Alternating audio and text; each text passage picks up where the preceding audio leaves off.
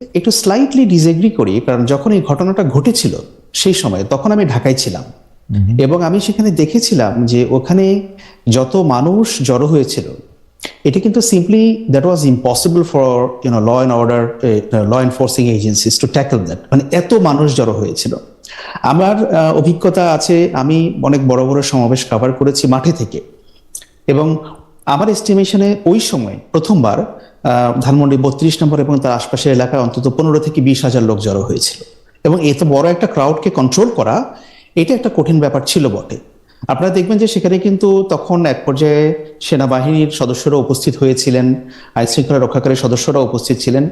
যাই হোক, ওটা ছিল একটা অভ্যুত্থান পরবর্তী সময়, ঠিক তার কয়েক মাস পরেই, 1 মাস পরেই সেই ব্যাপারটা ঘটে, এবং নাকি তার আগেই, আগেই সেটা ঘটে। এখন মূল বিষয় তারপরে আমি তারপরে, হ্যাঁ, তো মূল বিষয়টা হচ্ছে, দেখেন, যখন একটা দেশে একটা বড় আকারের একটা গণ অভ্যুত্থান সংঘটিত হয় এবং সেখানে কিন্তু অনেকগুলো অ্যাক্টর থাকে, কারণ এই অ্যাক্টরগুলোর আপনি যদি বিচার বিশ্লেষণ করেন, এদের অনেকেরই গণ অভ্যুত্থানে কোনো না কোনোভাবে ভূমিকা আছে এবং তারা রেখেছে। এবং আমরা তো এটা জানি যে বাংলাদেশে শান্তিপূর্ণ উপায়ে ক্ষমতার হস্তান্তর হয়নি, এটা তো আমরা মানতে হবে। একটা 15 বছর জগদ্দল পাথরের মতো চেপে বসা, যেটাকে ফ্যাসিস্ট সরকার বলে অনেকেও বর্ণনা করছেন, আমিও তাদের সঙ্গে একমত, কারণ তাদের আচার আচরণ, তাদের কথাবার্তা অনেকটা সেটাই নির্দেশ করত। তো সেই সরকারটা কিভাবে সরেছে? 1500-1600 মানুষের রক্তের ভিতর দিয়ে তাদেরকে সরাতে হয়েছে। আপনি যদি এইসব গণ অভ্যুত্থানের এই হিস্ট্রিগুলো আমরা দেখি, আমাদের কাছে সাম্প্রতিক বছরগুলোতে গণ অভ্যুত্থানের সবচেয়ে বড় চিত্র আসে, যেটা আমরা দেখি যে আরব স্প্রিং এর কথা আমরা যেটা দেখি, বিশেষ করে যখন তিউনিসিয়া এবং মিশরে হোসনে মোবারকের পতনের মধ্য দিয়ে। এরপরে তো আরো অনেক জায়গায় হয়েছে। এই বড় আকারের গণ অভ্যুত্থান যখন হয়, তখন সোসাইটিতে একটা অস্থিরতা থাকে, একটা প্রতিশোধ, একটা ভেঞ্জেন্সের একটা ব্যাপার কিন্তু তৈরি হয়ে যায়। কারণ গত 16 বছর ধরে বহু মানুষ নানাভাবে নানা দিক থেকে ক্ষতিগ্রস্ত হয়েছে, তাদের একটা সম্মিলিত ক্ষোভ একটার উপরে এসে তৈরি হয়। এবং আপনি জানেন যে তখন বাংলাদেশের আইন শৃঙ্খলা রক্ষাকারী বাহিনী কিন্তু সেই অবস্থায় প্রিপেয়ার্ড ছিল না। বাংলাদেশের পুলিশ ফোর্স কার্যত ডিসঅ্যাপিয়ার্ড হয়ে গিয়েছিল এই 5ই আগস্টের পরে। তাদেরকে কাজে ব্যাক করানো, কনফিডেন্স আনা, সেটা একটা বড় ধরনের কাজ ছিল। আপনি দেখতে পাচ্ছেন যে সেনাবাহিনীকে পরবর্তীতে সরকার ম্যাজিস্ট্রেসি পাওয়ার দিয়েছে। এখন এই সরকার যেহেতু 1 বছর অলরেডি অতিক্রান্ত করেছে, সো প্রশাসনে বলুন বা পুলিশে বলুন, যে জায়গাগুলো রাষ্ট্রের কাঠামোকে সাপোর্ট করে, সেই জায়গাটা একটা মোটামুটি একটা স্থিতিশীলতা এসেছে বলে আমার মনে হচ্ছে। সো প্রথম যেটা পারেনি, ওইটা যে একেবারে অনীহার কারণে পারেনি, ব্যাপারটা কিন্তু আমি ওইভাবেও দেখছি না। আর এখানে যে অবস্থার পরিবর্তন হয়েছে, ব্যাপারটা আমি সেভাবেও দেখছি না। আমি শুধু আপনাকে কয়েকটা জিনিস মনে করা দিতে চাই, জনাব আকবর হোসেন। আপনি বলছেন যে যত মানুষ তখন জড়ো হয়েছিল, তত মানুষ যদি এবারও জড়ো হইতো, তাহলে সরকার এটার মধ্যে কোনো কিছু করতো না, যদি আপনি অ্যাপেল টু অ্যাপেল বলেন। না, আমি সেটা বলি না, আমি সেটা না, মানে ঘরের মধ্যে 15-20 মানুষ জড়ো হয়েছিল দেখে সরকার ওই বাড়িটা ভাঙার ব্যাপারে বা রক্ষার ব্যাপারে কোনো উদ্যোগ তো নেই নাই। আমি আপনাকে মনে করাই দিই, আপনি আইন শৃঙ্খলা বাহিনীর আসার কথা বলছেন। আইন শৃঙ্খলা বাহিনী আসছে হচ্ছে অনেক পরে, এবং তারা একবারের জন্য কাউকে সেখান থেকে বিরত হইতে বলে না একটা নর্মাল সময়ের মধ্যে। সরকারের পক্ষ থেকে আপনি জানেন, সরকারের শীর্ষে যারা বসেছিল তারা বলছে যে কেন এটা এরকম হইতে হয়েছে, কেন এটা এরকম ভাঙতে হয়েছে। আপনি প্রতিশোধের কথা বলতেছিলেন, সেই প্রতিশোধ নেওয়ার যে সময়, সেই সময়ের সেটা অনেক পরে। এইবারও কিন্তু সেম জিনিস, কিন্তু সরকার যেটা করলো, এবার একদম জান পরাণ দিয়ে এটাকে একদম রক্ষা করতে চাইলো। তাহলে এটাকে আপনি সরকারের অবস্থার পরিবর্তন বলবেন না?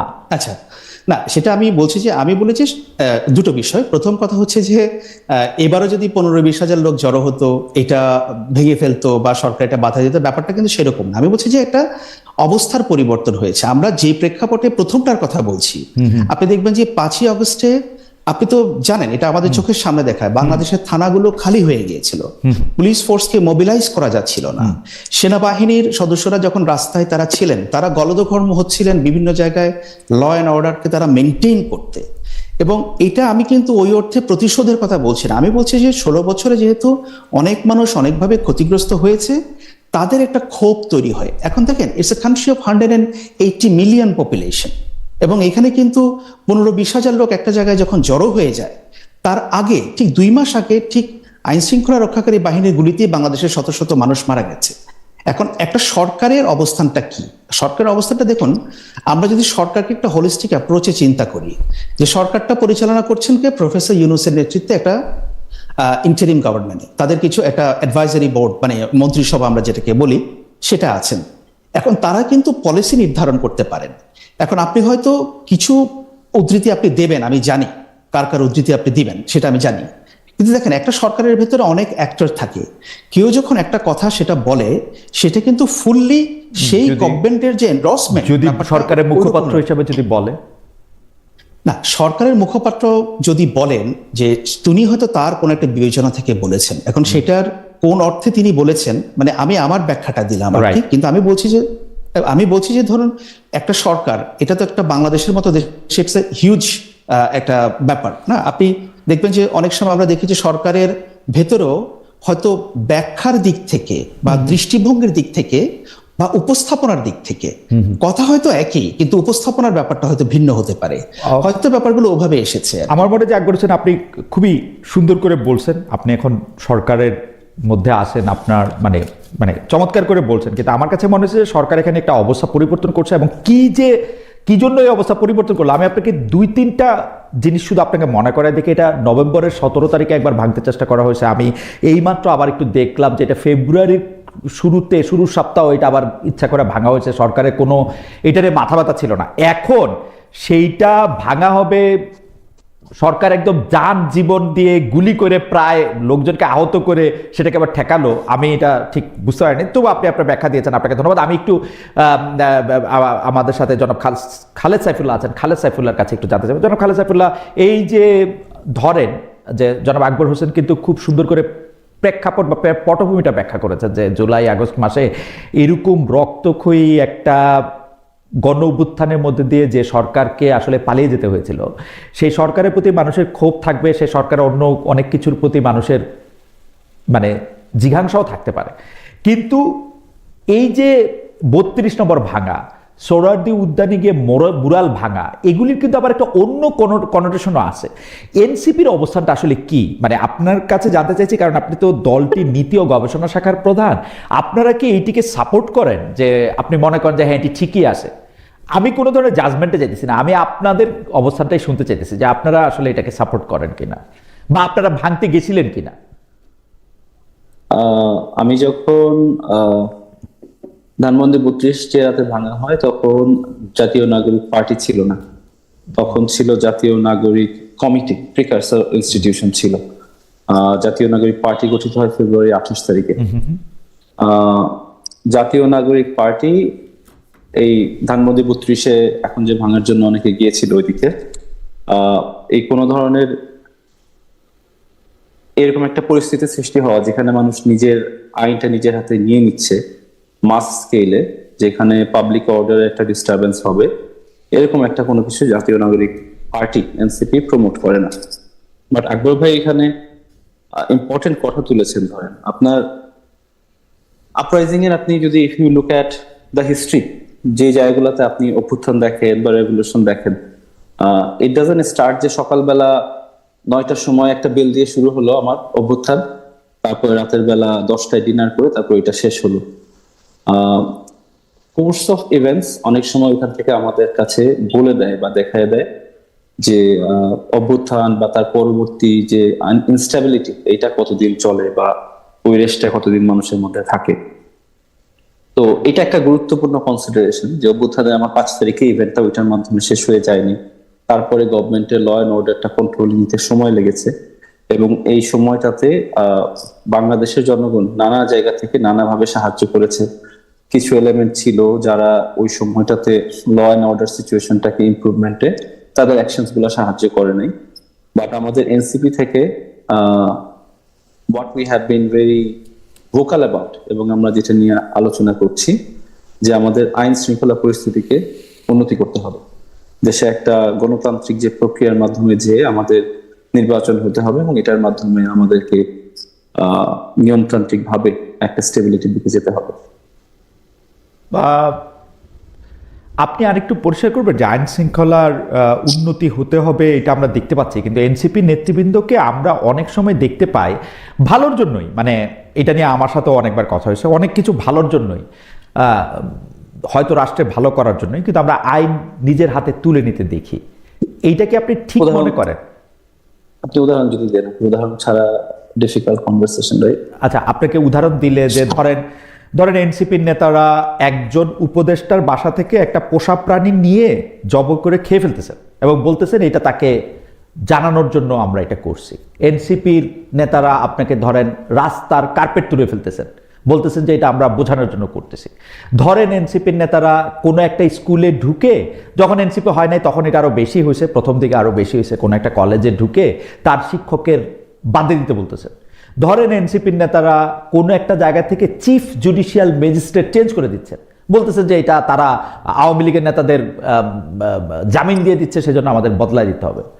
ধরেন এনসিপির নেতারা প্রকাশ্যে প্রতিবাদ করতেছেন কারণ বিএনপি কোনো একটা জায়গায় চাঁদাবাজি করতেছে, বিএনপি চাঁদাবাজি করতেছে, এটা আমি অস্বীকার করতেছি না, কিন্তু এনসিপি নেতারা সেখানে একটা যদি সুযোগ থাকে তারা যাচ্ছেন, যায় তারপরে তাদেরকে এটাতে বাধা দিচ্ছেন এবং সেটা আবার টেলিভিশনে দেখাচ্ছেন, ক্যামেরা বন্দি করতেছেন।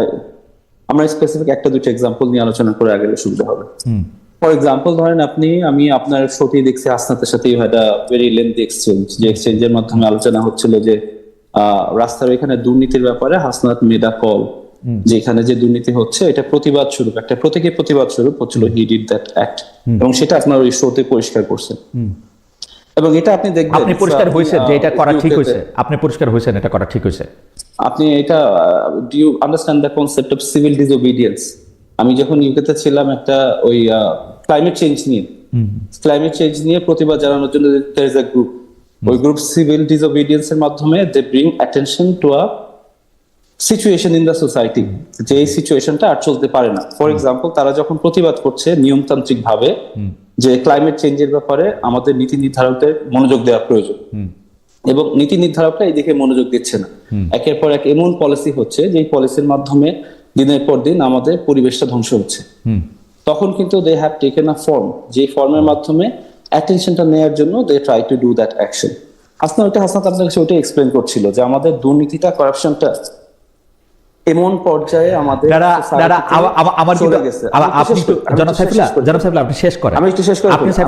আপনি সিভিল ডিসঅবিডিয়েন্সের একটা কথা বলছেন, তো আপনি মনে করেন যে, মানে আমার প্রশ্ন সরল, আপনারা বিপ্লব করছেন, বিপ্লব করবেন, বিপ্লব দিয়ে আপনারা বাংলাদেশটাকে ঠিক মতো করতে চাইছেন, আমার প্রশ্ন সরল, আপনি কি মনে করেন যে এটা ঠিক ছিল?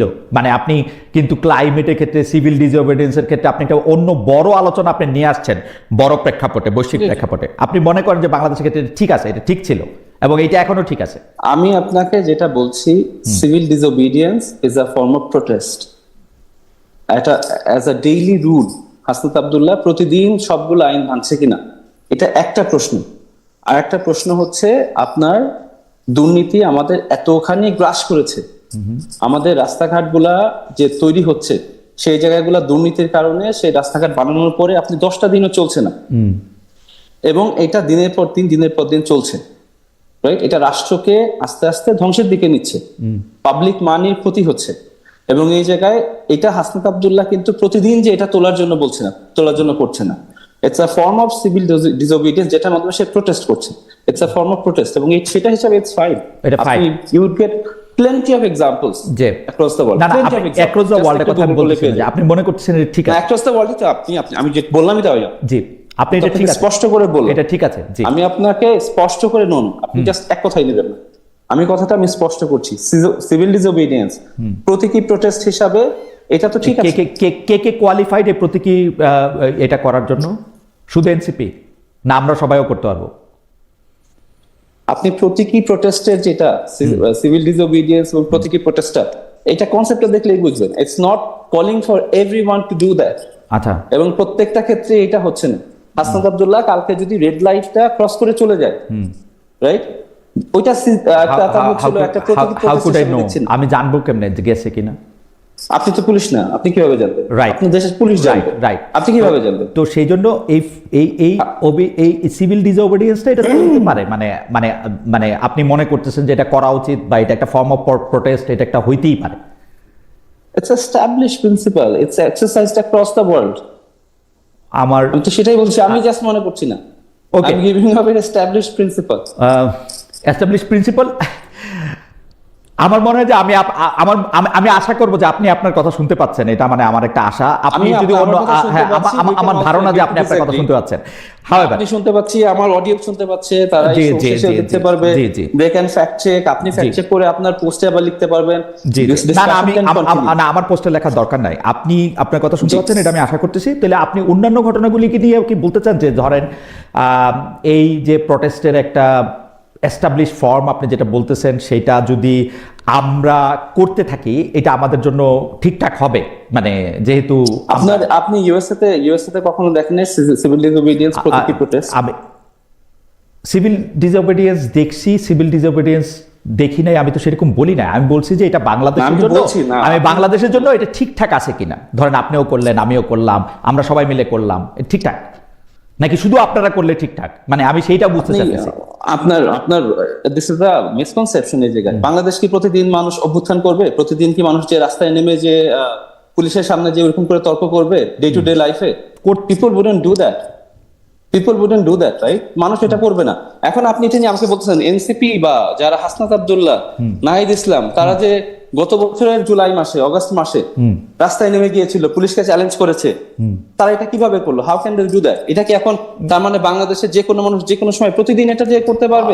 তার কি কোনো আইন মানবে না? তার সংবিধান কি কোনো মানবে না? আমি কিন্তু এই কথার উত্তর আপনার কাছে কি হবে? এই কথার উত্তর আপনার কাছে কি হবে? আমি বলি জনাব সাইফুল্লাহ, জি। আমরা জি, জি। 15 বছরের একটা দুঃশাসন ঠেকাইতে আপনাদের নেতৃত্বে রাস্তায় আমরা এই আন্দোলনটা দেখছি, গণ অভ্যুত্থান দেখছি। আমাদের নেতৃত্বে না, ছাত্র জনতার, আমাদের মানে সবার নেতৃত্বেই ছিল আর কি। তো মানে সেইটা মানে আমাদের বলতেও পারবো না আমি, নাকি মানে আপনাদের বলতে না, না, বলতে পারেন, বলতে পারেন, হ্যাঁ, তো বলতে পারেন। সেটাই। I can also- তো সেইটার ক্ষেত্রে আমি শুধু এইটাই জানতে চাইতেছি, এটা কতদিন আর কন্টিনিউ করবে এই সিভিল ডিসঅবিডিয়েন্সটা? অনলি বিকজ আমরা একটা গণ অভ্যুত্থান করছি, সেজন্য আমরা আইন নিজের হাতে তুলে নিতে পারবো? আমি আরো কয়েকটা উদাহরণ দিলাম আপনাকে। আমি দেখতে পাচ্ছি যে কোনো জায়গায় যে কোনো সময়, যেমন ধরেন বাংলাদেশের কারা বিচার করবে, কারা বিচার করবে না, সেইটা একটা মবের মাধ্যমে ঠিক করা হচ্ছে। সেটাকে আবার মবও বলা যেতেছে না, সেটাকে বলা হইতেছে যে না, এটা তো এখন এরকম।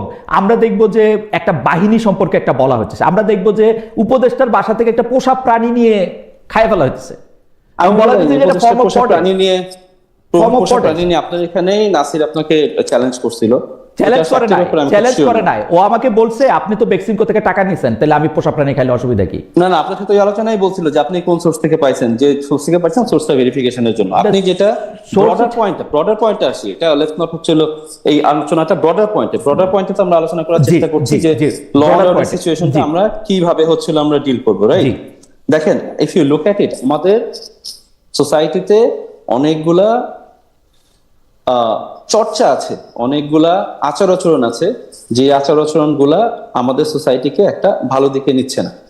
এখন এই জায়গায় আপনি এই জন্য দেখেন বিভিন্ন সময় আপনি যেটা দেখছেন এটাকে সিমটমটা হচ্ছে যে আপনার বিভিন্ন ধরনের অন্যায় আছে, অন্যায়ের আমরা কিভাবে প্রতিবাদ করব, অন্যায়টা আমরা কিভাবে সমাধান করার চেষ্টা করবো। You also look at the intention there, এবং সেটার উপরে ভিত্তি করে আপনি চেষ্টা করছেন অ্যাটেনশনটা ড্র করার জন্য। এইখানে এই অন্যায়টা আমাদের থামাতে হবে। আপনি হাসনাত আব্দুল্লাহ যখন ওই ইভেন্টটা আপনি দেখছেন যে ওইখান থেকে রাস্তায় হচ্ছিল সুরকি তুলে ফেলার, ওইখানে is he doing that every day? সে প্রতিদিন এটা করছে না, ওইটাতে অ্যাটেনশন আসছে, that problem has been solve. কিন্তু আমাদের কিন্তু বাংলাদেশে আরো অন্য জায়গায় এই প্রবলেমটা চলতেই আছে, রাইট? আমাদেরকে সবাইকে একসাথে করে মিডিয়ার কাজ করতে হবে। It's also failure of media, it's a failure of politicians. আমাদের যারা সাধারণ নাগরিক আছি, আমরা প্রতিদিন এই জিনিসটাতে এনাফ হচ্ছিল, আমরা অ্যাটেনশনটা নিয়ে আসছি না। এই জন্য মাঝে মাঝে বিভিন্ন ক্ষেত্রে আমাদেরকে অ্যাটেনশন নিয়ে আসতে হয় about the problems that we see. Social else যে জিনিসগুলো দেখছি, সেই জিনিসগুলোকে অ্যাটেনশন নিয়ে আসা, সমাধান করার চেষ্টা করা। আমরা কিন্তু প্রতিবাদ বন্ধ করে দেওয়া চলবে না। প্রতিবাদ মাঝে মাঝে অভিনব কায়দায় হবে, যেটা আপনার অ্যাটেনশনটা এখানে নিয়ে আসতে পারে, মাঝে মাঝে ওইভাবে হবে না। ঠিক আছে, আমরা আপনাকে ধন্যবাদ দিই। আমরা একটু আবার যাই জনাব আকবর হোসেন আপনার কাছে। জনাব আকবর হোসেন, আন্তর্জাতিক মানবাধিকার সংগঠনগুলো মানে বেশিরভাগ ক্ষেত্রেই মৃত্যুদণ্ডের বিপক্ষে, কিন্তু সেইটার জন্য তারা একটা বাংলাদেশ আইনে যেহেতু মৃত্যুদণ্ড আছে, তারা সেটার বিপক্ষে কথা বলবে, এটা অনেকটা স্বাভাবিক। কিন্তু আপনি দেখেছেন যে আন্তর্জাতিক মানবাধিকার সংস্থাগুলোর কোনোটি বা অনেকেই, আমি যদি অনেকগুলাই যদি আমি বলি যে বিচার এবং রায়ের স্বচ্ছতা নিয়ে প্রশ্ন তুলেছেন। এখন আপনি কি এই বিচার প্রক্রিয়া এবং রায়ের স্বচ্ছতা বিষয়ে কোনো ঝামেলা দেখেন না? মানে আপনি মনে করেন যে এটা ঠিকই আছে, এটা ইন্টারন্যাশনাল স্ট্যান্ডার্ডে এটা পাশ করে? হ্যাঁ, আমি আসলে লিগ্যাল এক্সপার্ট নই। এটা আসলে যে আইনগত ব্যাপারটা, ওটা নিয়ে আমি হয়তো অত খুঁটিনাটি বলতে পারবো না। বাট আমার কাছে যেটা, আমি অবজারভেশন গুলো বলতে পারবো যে যখন এই ট্রাইব্যুনালে এই বিচার কাজগুলো শুরু হয়, দেখুন এখানে দুটো বিষয়। প্রথম কথা হচ্ছে যে আপনি বলছেন বাংলাদেশে মৃত্যুদণ্ড আছে সর্বোচ্চ শাস্তি হিসাবে, এটা বাংলাদেশের ল। সুতরাং আদালত কোন ধরনের রায় দিবে সেটা আদালতের এখতিয়ার। আদালত যেটা মনে করেছে, আদালত সেই রায়টুকু তারা দিয়েছেন। এটা হচ্ছে প্রথম বিষয়। দ্বিতীয় বিষয় হচ্ছে যে ইন্টারন্যাশনাল হিউম্যান রাইটস অর্গানাইজেশন যারা আছে তারা কিছু প্রশ্ন তুলেছে বলে আপনি বলছেন। ইন্টারন্যাশনাল হিউম্যান রাইটস অর্গানাইজেশনগুলো তারা সেই প্রশ্ন কে কিভাবে তুলেছে আমি কয়েকটা দেখেছি। এখন প্রশ্ন হচ্ছে যে বিচারের এখানে যে ব্যাপারটা ঘটেছে যে 5ই অগস্টের পরে এই মামলাগুলো দায়ের হওয়া, এরপর এগুলোর চার্জ ফ্রেম হওয়া, এগুলোর শুনানি হওয়া, বিচার কাজ হওয়া, একটা দ্রুত গতিতে সেটা গেছে। কারণ হচ্ছে যে এই বিচার নিয়ে বাংলাদেশের মানুষের একটা প্রত্যাশা ছিল, কারণ এতগুলো মানুষ মারা গেছে এবং এটার কোনো বিচার হবে না, এটা কেউই এক্সপেক্ট করে না। এটা ইন্টারন্যাশনাল হিউম্যান রাইটস অর্গানাইজেশনগুলো এক্সপেক্ট করে না। আপনি দেখবেন যে জাতিসংঘ মানবাধিকার বিষয়ক কমিশন তারা কিন্তু অলরেডি বলেছে যে এই বিচারের মাধ্যমে এটার যারা ভিকটিম, হ্যাঁ, তাদের জন্য একটা গুরুত্বপূর্ণ বিষয় এটা হয়েছে এই বিচারের মাধ্যমে। এখন প্রশ্ন দেখেন, যে কোনো প্রশ্ন বিচার নিয়ে আপনি প্রশ্ন তুলতে চাইলে প্রশ্ন তুলতে পারবেন। এখন ব্যাপারটা হচ্ছে যে সেটা কতটা অ্যাকসেপ্টেবল। এখন সেই অ্যাকসেপ্টেবিলিটির তর্কটা আমরা কিভাবে করব? যেমন আমরা যদি মানবতা বিরোধী অপরাধের যে বিচারগুলো দেখি ইন্টারন্যাশনাল স্ট্যান্ডার্ডে, যেগুলো দ্য হেগে অনুষ্ঠিত হয়, বা অনেক সময় দেখুন রুয়ান্ডায় স্পেশাল ট্রাইব্যুনাল হয়েছে, সিয়েরা লিওনের ক্ষেত্রে হয়েছে, বিভিন্ন জায়গায় হয়েছে এগুলো, কিন্তু সেগুলো কিভাবে পরিচালিত হয়েছে? প্রফেসর ইউনূসের সরকার, এই ইন্টারিম গভর্নমেন্ট, তারা কিন্তু এই বিচার প্রক্রিয়াটাকে ওপেন করে দিয়েছে। এই বিচারটাকে, এটা কিন্তু কোনো ক্লোজ ডোর মানে বিচার প্রক্রিয়া এখানে ছিল না, সবাই এটা অবজার্ভ করতে পেরেছে। এখন সেই অবজারভেশনগুলোর দৃষ্টিভঙ্গি এক একজনের এক এক রকম হতে পারে। আর এই গণ অভ্যুত্থানের যে হত্যাকাণ্ড যেগুলো হয়েছে, মানবাধিকার লঙ্ঘন যেটা ব্যাপকভাবে হয়েছে, এটার ডিজিটাল যে এভিডেন্স, এটা এতই ব্যাপক এবং এটা এতই রিসেন্ট যে এটা প্রমাণ করার জন্য খুব বেশি গলদঘর্ম হতে হবে না। আমরা যদি একটা উদাহরণ দিয়ে দিই, যে সুপেরিয়র রেসপন্সিবিলিটি হিসেবে আমরা যেটা দেখি, যেটা শেখ হাসিনার যে নির্দেশ দেওয়া, যেটা BBC তার ইনভেস্টিগেশনের মাধ্যমে সেটাকে তারা ভেরিফাই করে তারা বলেছিল যে এটা শেখ হাসিনারই কণ্ঠ এবং সেটাকে অথরাইজ করেছে। এবং আমি বিবিসিতে 19-20 বছর কাজ করেছি এবং আমি যতটুকু দেখেছি যে বিবিসি একদম এই ধরনের বিষয়, যেগুলো হাইলি কন্টেনশিয়াস বিষয়, যে একজন ব্যক্তি সম্পর্কে তারা একটা বিষয় বলছে যে কিনা একসময় সাবেক সরকার প্রধান ছিল, তারা নিশ্চিত না হয়ে, ফরেন্সিক এভিডেন্স না নিয়ে, সেগুলোকে ক্রস চেকিং না করে এটা তারা বলবে না, এটা তারা বলতো না। এবং এই বিচার 5ই অগস্টে কি ঘটে গেছে সেটা কিন্তু UN এর যে হিউম্যান রাইটস কাউন্সিলের রিপোর্টেও সেটা আছে। সুতরাং এতগুলো এভিডেন্স যেহেতু পাশাপাশি আছে, সেগুলো থাকার পরে আদালত সেগুলোকে বিবেচনায় নিয়ে যে রায় দিয়েছে, সেটার স্বচ্ছতার ক্ষেত্রে ব্যত্যয় কোথায় ঘটেছে এটা ঠিক আইনগত অত খুঁটিনাটি বিষয় আমার জানা নেই। কিন্তু আপনি যদি আমাকে বলেন বা যে আপনি কি মনে করেন যে আপনি এটাকে স্বচ্ছভাবে দেখছেন কিনা, অফকোর্স আমি সেটা স্বচ্ছভাবে দেখছি। কারণ যেখানে আপনি অনেক এভিডেন্স খোঁজার দরকার নেই, বাংলাদেশে শত শত মানুষ মারা গেছে, এটা তো সত্যি, এবং শেখ হাসিনা একটা নির্দেশ দিয়েছিল, এটাও সত্যি। যদি এই দুইটা বিষয় আমরা বিবেচনা নেই, তাহলে তো আদালত যেটা রায় দিয়েছেন সেটা আদালত তার মতো করে রায় দিয়েছেন। বাট হ্যাঁ, আদালতের রায়কে বাংলাদেশের মানুষ ওয়েলকাম জানাচ্ছে, আমি সেটাই দেখছি।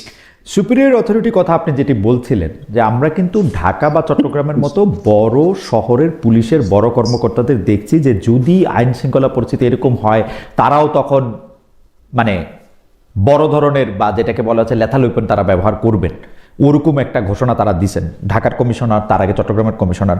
তো সেই ক্ষেত্রে যদি এরকম কোনো ঘটনা ঘটে, তাহলে কি এটা সুপিরিয়র অথরিটি হিসেবে ডক্টর মোহাম্মদ ইউনূস বা জনাব স্বরাষ্ট্র উপদেষ্টা জাহাঙ্গীর, তারা কি এটার জন্য দায়ী থাকবেন?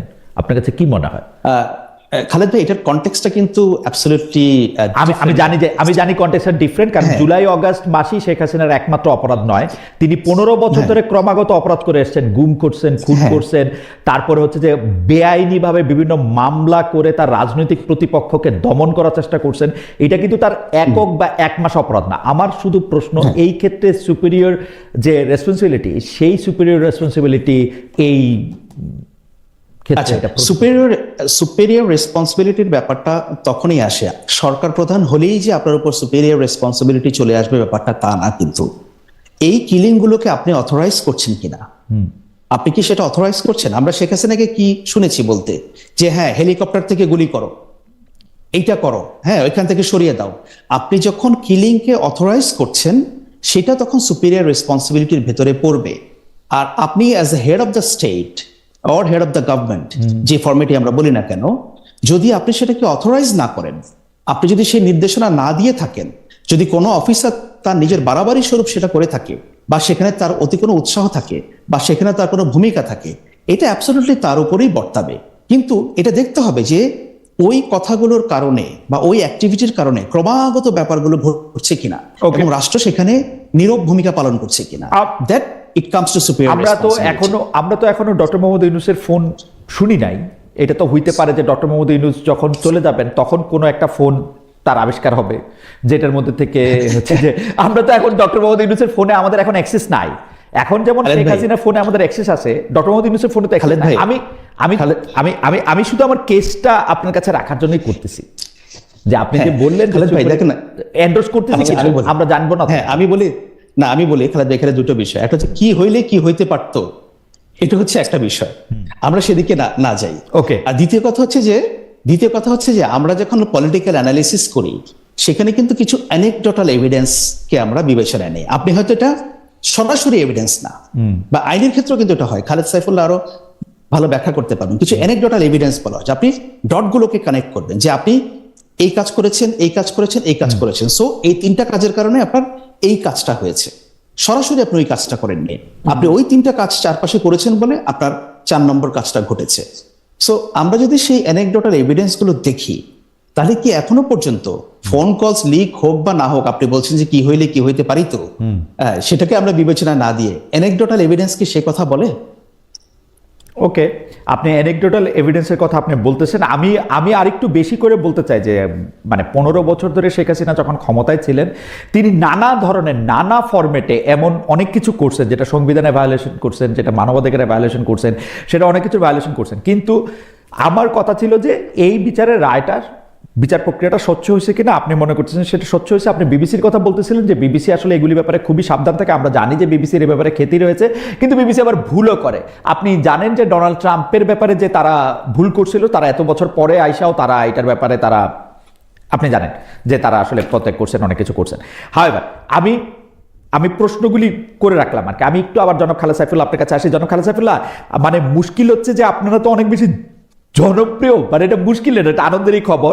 মানে আপনাদেরকে কোনো প্রশ্ন করলে এটা হচ্ছে যে খুবই অনলাইনে খুবই গালাগালির বন্যায় ভেসে যেতে হয় আর কি। কিন্তু সেটা হলো যে আমি আবারও আপনাদের বলি যে মানে আমি আমার কোনো পার্সোনাল এজেন্ডা নাই, কিন্তু যেটা আমি বুঝতে চাই সেটা আমাকে একটু যদি বলবেন যে এনসিপির যে রাজনীতি, সেই রাজনীতির মূল সুরটা কি আমাদের কাছে এখন পরিষ্কার কিনা। যেমন কয়েকদিন আগে আমরা শুনতে পাইলাম যে এনসিপি আসলে বিএনপির সাথে একটা জোট করার একটা চেষ্টা করতেছে, এবং সেটা কে বললো? এনসিপির ভিতরে লোক, আপনাদের খুব কাছাকাছির লোক, যারে মানে যে ছাত্র বৈষম্য বিরোধী ছাত্র আন্দোলনে আপনাদের খুব প্রথম সারিতে ছিল জনাব আব্দুল কাদের। আমরা রিফাত রশিদকে শুনলাম যে সেটা বলতে। আপনিও কিছুক্ষণ আগে বললেন যে আপনি কোট করতে। রিফাত রশিদ সাহেব কিন্তু ওই এর আগেও আরেকটা কথা বলছেন, যেটার হচ্ছে উপদেষ্টার পোষা প্রাণী নিয়ে যে কথা আমি বলতেছিলাম। যাই হোক, আমি বলতে চাই যে এনসিপির এই অবস্থানটা আমরা শুনতেই এখন আবার শুনতেছি যে এনসিপির সাথে জামায়াতে ইসলামের একটা প্যাক্ট হইতে পারে, এবং সেই ব্যাপারেও একটা ভালো চেষ্টা করা হইতেছে।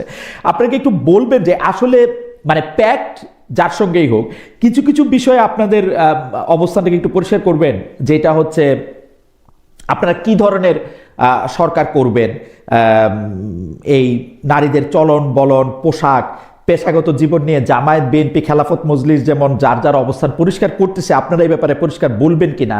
ঢাকায় যে আহমদিয়া বিরোধী একটা বড় সমাবেশ হয়েছে, এসব নিয়ে আপনারা কিছু ভেবেছেন কিনা? এই ডক্টর ইউনূস সরকার যে প্রাথমিক বিদ্যালয়ে সঙ্গীত শিক্ষক নিয়োগ দিতে চাইছিল, সেটা বাতিলে আপনারা খুশি হয়েছেন কিনা?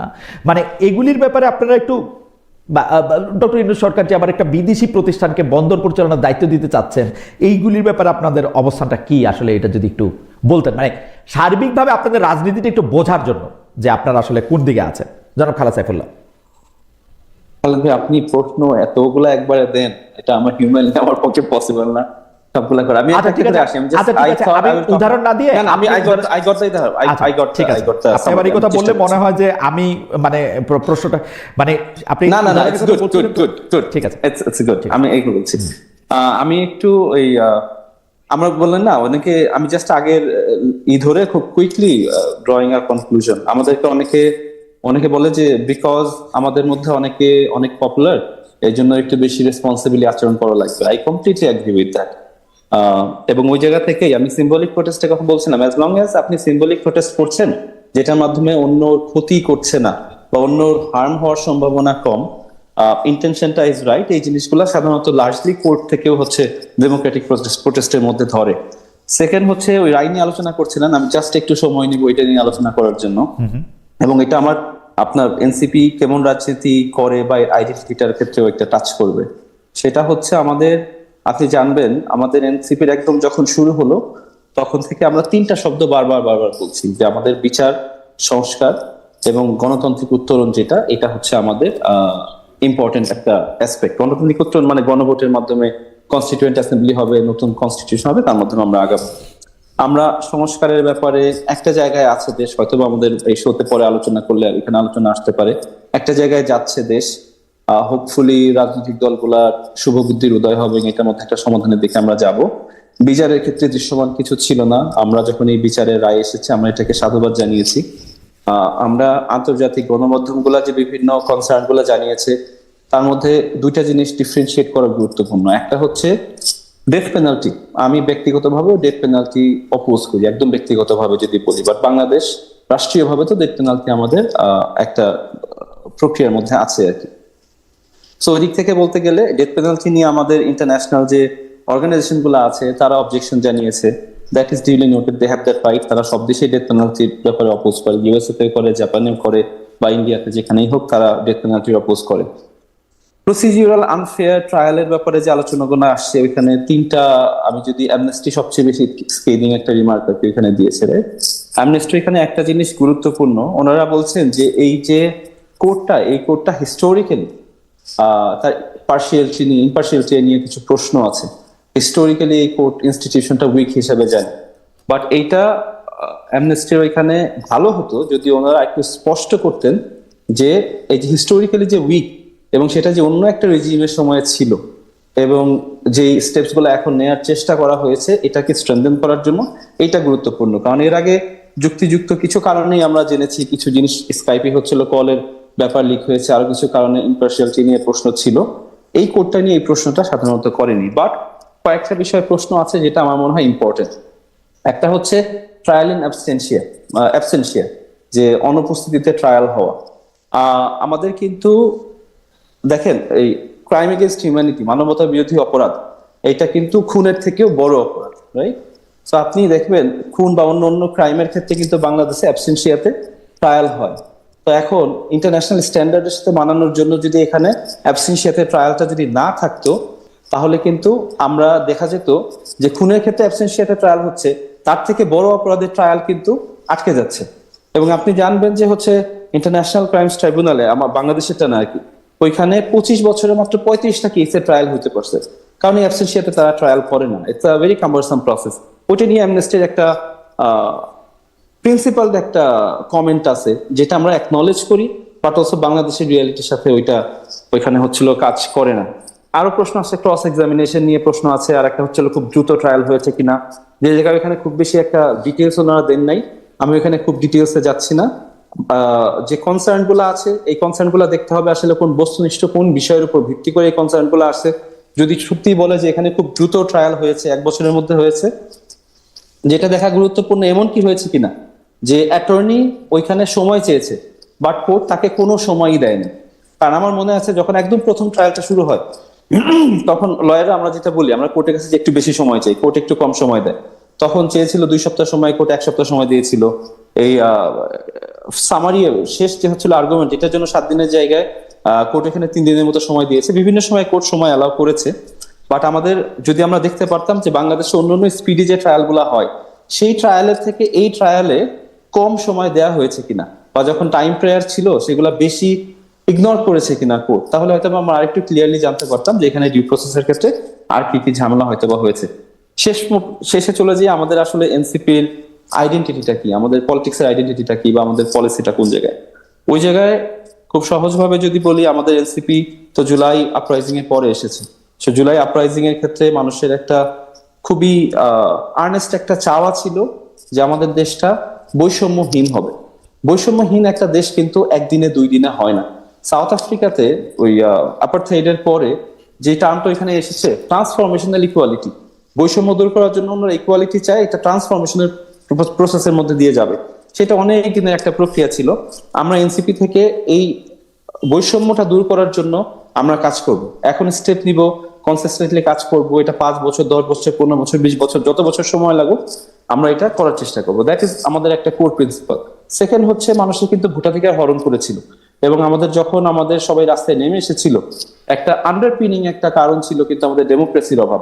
ডেমোক্রেসি যদি থাকতো, মানুষ যদি পিসফুলি তাদের ডিমান্ডটা জানাতে পারতো, সরকার যদি সেটা শুনতো, তাহলেও আমাদের কিন্তু এরকম একটা পরিস্থিতিতে আসতে হতো না। সো ডেমোক্রেসি আমাদের একটা খুব একটা কোর আইডিয়াল, যে আমাদের গণতান্ত্রিক যে মূল্যবোধ, এটা আমাদের বজায় রাখতে হবে।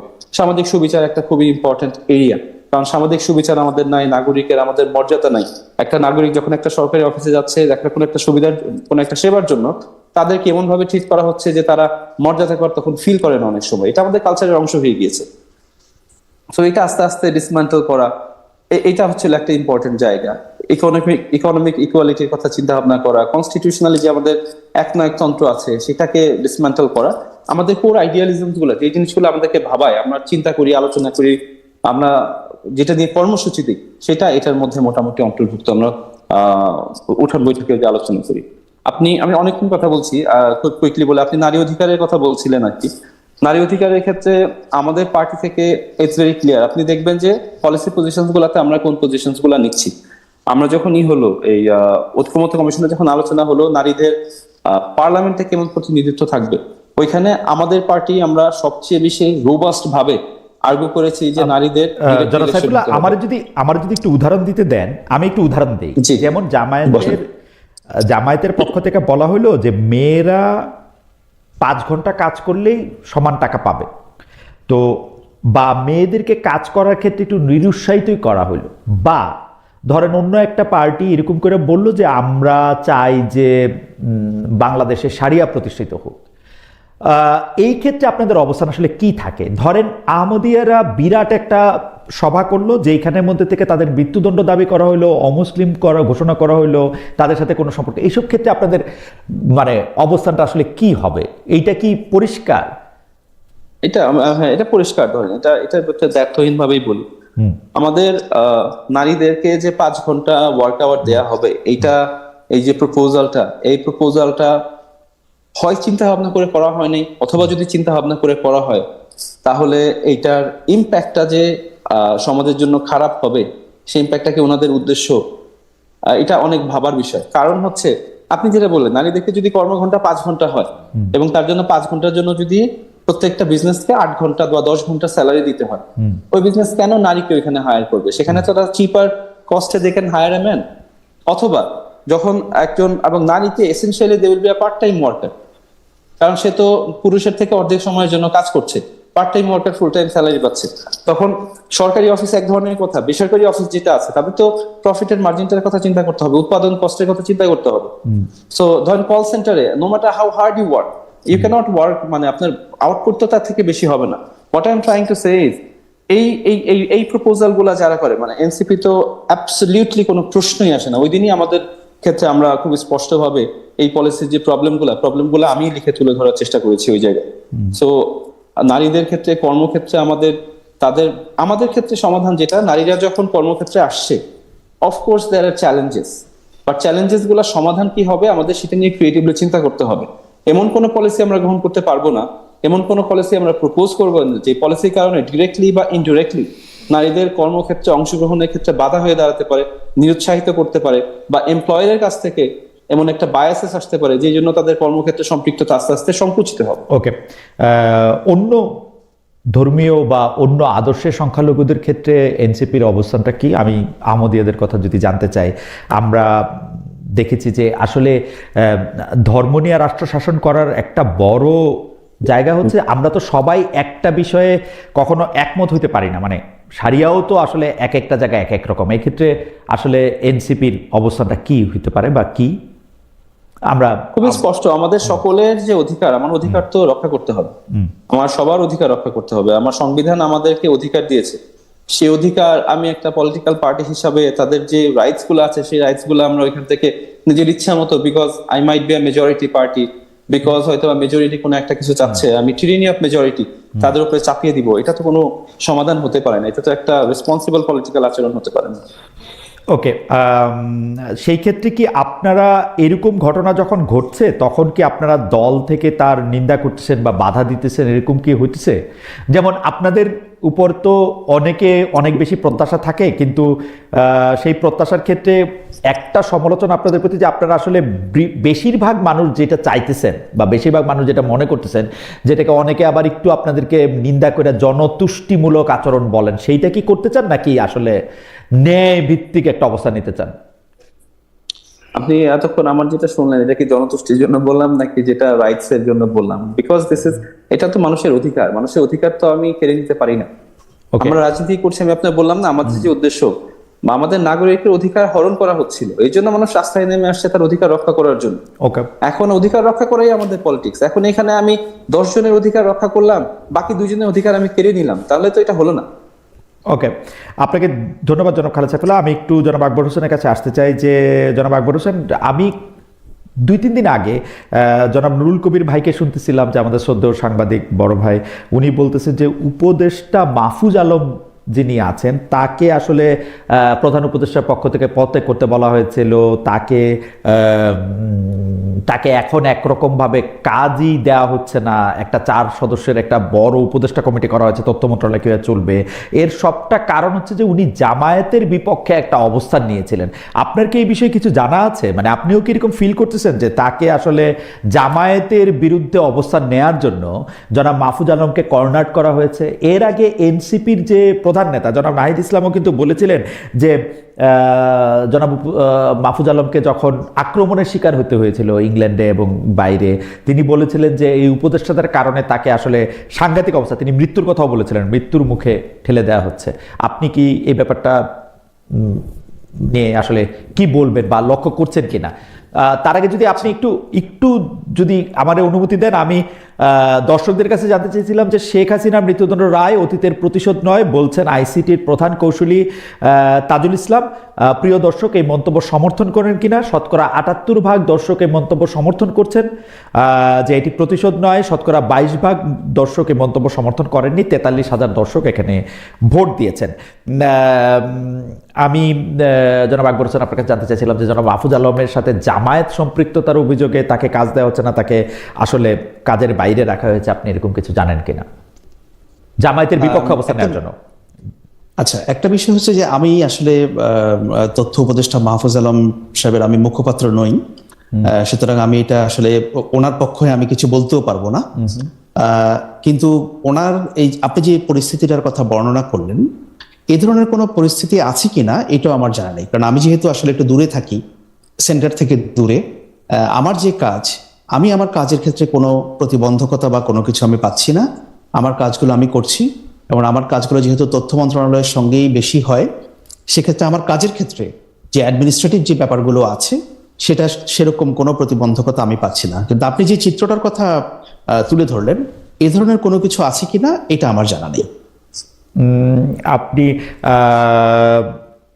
এই ধরনের কোনো কিছু মানে তথ্য মন্ত্রণালয়ের সঙ্গে বা তথ্য মন্ত্রণালয়ের যিনি সিইও আছেন, তথ্য উপদেষ্টার সঙ্গে আপনার সরাসরি কোনো কাজ বা উনি আপনার কাজের সাথে কোনোভাবে সম্পৃক্তও নন? না, উনি ডে টু ডে অ্যাক্টিভিটির সঙ্গে উনি কখনোই সম্পৃক্ত নন। কারণ আমাদের যে কাজগুলো হয়ে থাকে বিদেশের বিভিন্ন মিশনগুলোতে, যেখানে প্রেস উইং আছে, অনেক মিশনেই আছে, বাট যেখানে আপনার রেগুলার সার্ভিসের বাইরে থেকে যাদেরকে নিয়োগ করা হয় চুক্তিভিত্তিক, যেমন দিল্লি, লন্ডন এবং ওয়াশিংটন। তো আমি আমার অন্য যারা সহকর্মী আছেন ওয়াশিংটনে এবং দিল্লিতে, আমি তাদের সঙ্গে I am regular in touch, এবং আমিও তাদের কাছ থেকে কখনো শুনিনি যে ওনারা কোনো প্রতিবন্ধকতার মুখে পড়ছেন বা তাদের কোনো অ্যাডমিনিস্ট্রেটিভ কোনো সমস্যা হচ্ছে। আর মিশনগুলোতে নর্মালি যেটা হয়, সাধারণত প্রেস উইংটা কিন্তু খুব সমন্বয় করে কাজ করে with the high commissioner and ambassador. কারণ ওইখানে যা কিছু ঘটছে সেই মিশনের কর্মকাণ্ড তুলে ধরা, সেখানকার অবস্থানটা কি হবে, মূলত প্রেস উইং এবং ফরেন মিনিস্ট্রির যে হাই কমিশনার বা অ্যাম্বাসেডার আছেন, ডিপ্লোম্যাটিক উইং, তাদের সঙ্গে কাজ করে। মানে নিয়োগটা হয়ে যাওয়ার পর তথ্য মন্ত্রণালয়ের সঙ্গে কোনো ডে টু ডে অ্যাক্টিভিটি কিংবা পলিসি ডিসিশনে তথ্য মন্ত্রণালয়ের সঙ্গে সেরকম কোনো বড় ধরনের সম্পৃক্ততা থাকে না। হ্যাঁ, যদি বাজেটের প্রসঙ্গ আসে, যে কাজটা আমরা করতে চাই এটার জন্য বাজেটের প্রয়োজন আছে, তো সেটা তো সেভাবে বাজেট অ্যানুয়ালি দেওয়া হয়, সেভাবে করা যায়, কিন্তু it's not an everyday affair. মানে জনাব মাহফুজ আলমের সঙ্গে, মানে মাহফুজ আলমের সঙ্গে যদি এরকম কিছু, যেটা নুরুল কবির ভাই বলছিলেন, যে এরকম কিছু যদি হয়েও থাকে, যে তাকে আসলে পথে করতে বলা হয়েছিল বা তাকে আসলে কাজকর্ম করতে দেওয়া হচ্ছে না, এটা হয়েও থাকলো, আপনার ডে টু ডে অ্যাক্টিভিটিতে সেটা বোঝার কোনো কারণ নাই? একদমই না, একদমই না, এটা আসলে বোঝার কারণও নেই।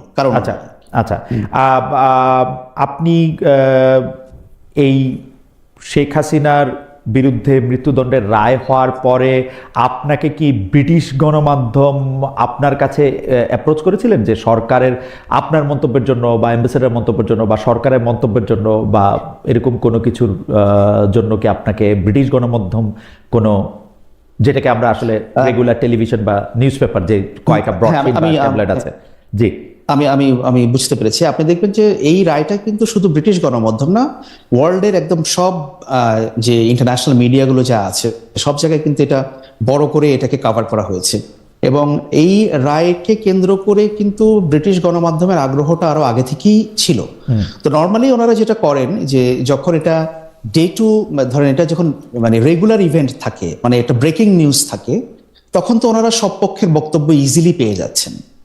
আর যদি কোনো সেখানে স্পেশাল কোনো কারো বক্তব্যের প্রয়োজন হয়, হয়তো তাদের করেসপন্ডেন্ট এখানে নেই, তখন যখন আমাদের সঙ্গে বিশেষ করে আমার সঙ্গে যখন যোগাযোগ করা হয়, আমার মূল কাজটা হচ্ছে ওনাদেরকে ফ্যাসিলিটেট করা, যাতে করে ওনারা খুব কুইকলি কানেক্ট করতে পারেন বাংলাদেশের সংশ্লিষ্ট ব্যক্তিদের সঙ্গে। তো সেটা আমরা করে থাকি। এবং এখানে খালেদ ভাই, আপনাকে আরেকটা বিষয় আমি জানিয়ে রাখি, সেটা হচ্ছে যে আপনি হয়তো জানবেন যে বাংলাদেশে 2024 সাল পর্যন্ত প্রায় 8 থেকে 10 বছর বিদেশি সাংবাদিকদের জন্য, মানবাধিকার কর্মীদের জন্য ভিসা প্রদান নিষিদ্ধ ছিল, অলমোস্ট নিষিদ্ধ ছিল। মানে সরকারের সঙ্গে নেগোশিয়েট করে, মানে আমি এটার সাথে একটু যুক্ত করি, আমিও যেহেতু ডয়েচে ভেলেতে ছিলাম, অনেক জার্মান বন্ধুরা আমাকে বলতেন যে বাংলাদেশে ভিসা পাওয়া এখন পৃথিবীর যে কোনো দেশের, বা মানবাধিকার কর্মীরা বন্ধুরা বলতেন, এবং সিলেক্টিভ মানবাধিকার কর্মীরা আসলে ভিসা পেতেন, মানে যারা আসলে মানে এখন আমাদের যে পলিসিটা, আমরা যেটা মানে আমি লন্ডনের কথা বলতে পারি, যে কোনো সাংবাদিক ভিসার জন্য যদি অ্যাপ্লাই করেন, তাদেরকে within 72 hours or even less, তার কম সময়ের মধ্যে ভিসা দেওয়া হচ্ছে। আর যদি ব্রেকিং নিউজ সিনারিও থাকে, যে এখন এই মুহূর্তে বাংলাদেশে কোনো ঘটনা ঘটেছে, এখন সাংবাদিকের তো এখনই আসতে হবে, তা তো 3 দিন পরে বা 5 দিন পরে ফ্লাইটে উঠলে হবে না। আমি যদি তাকে 5 দিনের জন্য ভিসা ঘুরাই, সেক্ষেত্রে আমাদের পলিসিটা হচ্ছে আমরা ইমিডিয়েটলি তাদেরকে ভিসা করব। কারণ আমরা চাই, দেখেন, আমি যেহেতু সাংবাদিক ছিলাম, আমার কাছে মনে হয় যে সাংবাদিকদের আটকে রেখে কোনো লাভ হয় না, কোনো লাভ নাই আর কি। আমারও তাই মনে হয়। কারণ শেখ হাসিনা সাংবাদিককে অনেক আটকে রাখলেও ওই রূপপুরের বালিশ, স্বর্ণের চুরি, তারপরে আরো বিভিন্ন রকম দুর্নীতির খবর, এসালম, এগুলি প্রত্যেকটা কিন্তু তার আমলেও বাইর হয়েছে। মানে নানা ধরনের চাপে থাকলেও দেশের থেকে দেশের সাংবাদিকরাই বাইর করছে, মানে নানা ধরনের নানা কিছু। জনাব আকবর, আপনারও নিশ্চয়ই এগুলি মনে থাকবে। আচ্ছা, আমি একটু জনাব খালেদ সাইফুল্লাহ আপনার কাছে আসি। আমি দুঃখিত যে আমার প্রশ্নটার প্রেক্ষিত বড় হওয়ার কারণে মানে আপনার মানে আমি একটু গুচ্ছ প্রশ্ন করি, যে এটার মধ্যে হচ্ছে একটা একটা করে যদি আপনি একটু জবাব দেন। গুচ্ছ প্রশ্ন নাম্বার 1 হচ্ছে, আহমদিয়া বিরোধী বড় সমাবেশ ঢাকায় এনসিপি সমর্থন করেছে কি করে নাই, এটা আপনি পুরোপুরি মানে উত্তরটা আপনি দিয়েছেন কিনা, মানে আমাদের থেকে কেউ যায়নি, আমাদের থেকে কেউ যায়নি। আপনাদের থেকে কেউ যায় নাই সেই সমাবেশে, না, না। কিন্তু আপনারা সেটাকে নিন্দাও জানান নাই, সমর্থনও করেন নাই, মানে এরকম একটা অবস্থান ছিল আপনাদের, তাই তো? আমাদের থেকে কেউ যায় নাই, আমরা তো সমর্থন করলে এখানে চলে যেতাম। সমর্থন করলে আপনারা যাইতেন। ডক্টর ইউনূস সরকার প্রাথমিক বিদ্যালয়ে যে সঙ্গীত শিক্ষক নিয়োগটা যে আবার বাতিল করছেন, এইটা নিয়ে এনসিপির কি অবস্থা? কোনটা স্যার আবার বলেন? সরকারি প্রাথমিক বিদ্যালয়ে বলা হয়েছিল যে ডক্টর ইউনূস সরকার একটা উদ্যোগ নিয়েছিলেন যে বাধ্যতামূলকভাবে বা মানে প্রাথমিক বিদ্যালয়গুলিতে সঙ্গীতের শিক্ষক নিয়োগ দেওয়া হবে, সেইটার ক্ষেত্রে আমি আসলে জানি না। আচ্ছা, এটা নিয়ে আপনার জানা নাই। আচ্ছা, ওকে। sorry. বিদেশি প্রতিষ্ঠানকে বন্দর পরিচালনার দায়িত্ব নিয়ে বিএনপি বা অন্যান্য দলগুলি অনেক একটা এর বিরুদ্ধে একটা অবস্থান নিয়েছিল, আপনাদের অবস্থানটা তত পরিষ্কার না আর কি। আমার মনে হয় বিদেশি, আমরা কনস্টিটিউশনের ওই ক্ষেত্রে যখন অ্যামেন্ডমেন্ট হচ্ছিল তখন আমরা যে পজিশনটা রেকমেন্ড করছিলাম যে আমাদের বিদেশিদের সাথে যে কোনো চুক্তি পার্লামেন্টের মাধ্যমে পাশ করা প্রয়োজন। Of course there could be some exception, যেখানে আপনার ন্যাশনাল সিকিউরিটি কনসার্ন থাকতে পারে বা বিষয় থাকতে পারে যেটা হয়তো পার্লামেন্টে আপনি খোলামেলা ভাবে আলোচনা করবেন না, বাট সেক্ষেত্রে কিন্তু পার্লামেন্টে একটা প্রতিনিধি দল থাকতে পারে ক্রস পার্টি থেকে, যেটার মাধ্যমে ওইটা ভেট হবে বা যাদের মাধ্যমে এটা যেতে পারে। আমাদের মানে এই প্রিন্সিপালটা আমি জাস্ট দিচ্ছি, প্রিন্সিপালটা আমাদের হচ্ছে, আমাদের এর আগে গত 16 বছর বা তার আগে আমরা এমন এক্সাম্পল দেখেছি যে দেশের স্বার্থের থেকে বিদেশের স্বার্থকে কিছু ক্ষেত্রে প্রাধান্য দেওয়া হয়েছে, কারণ তারা অন্য জায়গা থেকে হয়তো পলিটিক্যাল কিছু বেনিফিট পেতে পারে, এবং এই জিনিসগুলা কিন্তু আমাদের জন্য একটা বাস্তবিক একটা সমস্যা, এবং এর জন্য আমাদের যেটা প্রয়োজন, this is not a comment on the interim government, এটা একটা জেনারেল কমেন্ট যে আমাদের বিদেশের সাথে আমরা যে চুক্তিগুলা করছি দে মাস্ট রিফ্লেক্ট বাংলাদেশের ইন্টারেস্ট। এখন বাংলাদেশের ইন্টারেস্ট রিফ্লেক্ট করছে কিনা আমরা কিভাবে জানবো? প্রথমত এখানে যদি সেন্সিটিভিটির ইস্যু না থাকে তাইলে এটা সাথে সাথে হচ্ছে হলো মানে খোলামেলা ভাবে করা। যদি এখানে নেগোসিয়েশনের ট্যাকটিকের কারণে বা ন্যাশনাল সিকিউরিটির কারণে এটা সরাসরি খোলামেলা ভাবে আলোচনা করে নেওয়াটা সমস্যা হয় বা সম্ভব না হয়, কারণ মেবি আপনি মাল্টিপল পার্টির সাথে এখানে নেগোসিয়েট করছেন বা কোনোভাবে করছেন, সেক্ষেত্রে কিন্তু একটা মানে আপনার প্রভিশন থাকতে পারে বিদেশি বা অন্যগুলোর ক্ষেত্রে যেখানে হয় যে একটা নির্দিষ্ট সময় পরে আপনার এটাকে ওপেন করে দিতে হবে, কারণ আপনার ন্যাশনাল সিকিউরিটি তো সারা জীবনের জন্য থাকতে পারে, একটা নির্দিষ্ট সময় পর্যন্ত থাকবে, রিজনেবল সময় পর এটা আপনার খোলামেলা করে দিতে হবে। এখন ইন্টারিম গভর্নমেন্ট যেটা করেছে এটা ন্যাশনাল ইন্টারেস্টটা সার্ভ করছে কিনা আমরা তখনই জানতে পারবো যখন আমরা এই চুক্তিটা দেখতে পারবো, চুক্তিটা হাতে পাবো, এটা অ্যানালাইজ করতে পারবো। তার আগে এটাতে জাজ করছি না আমরা, এটা it's important that there is clarity.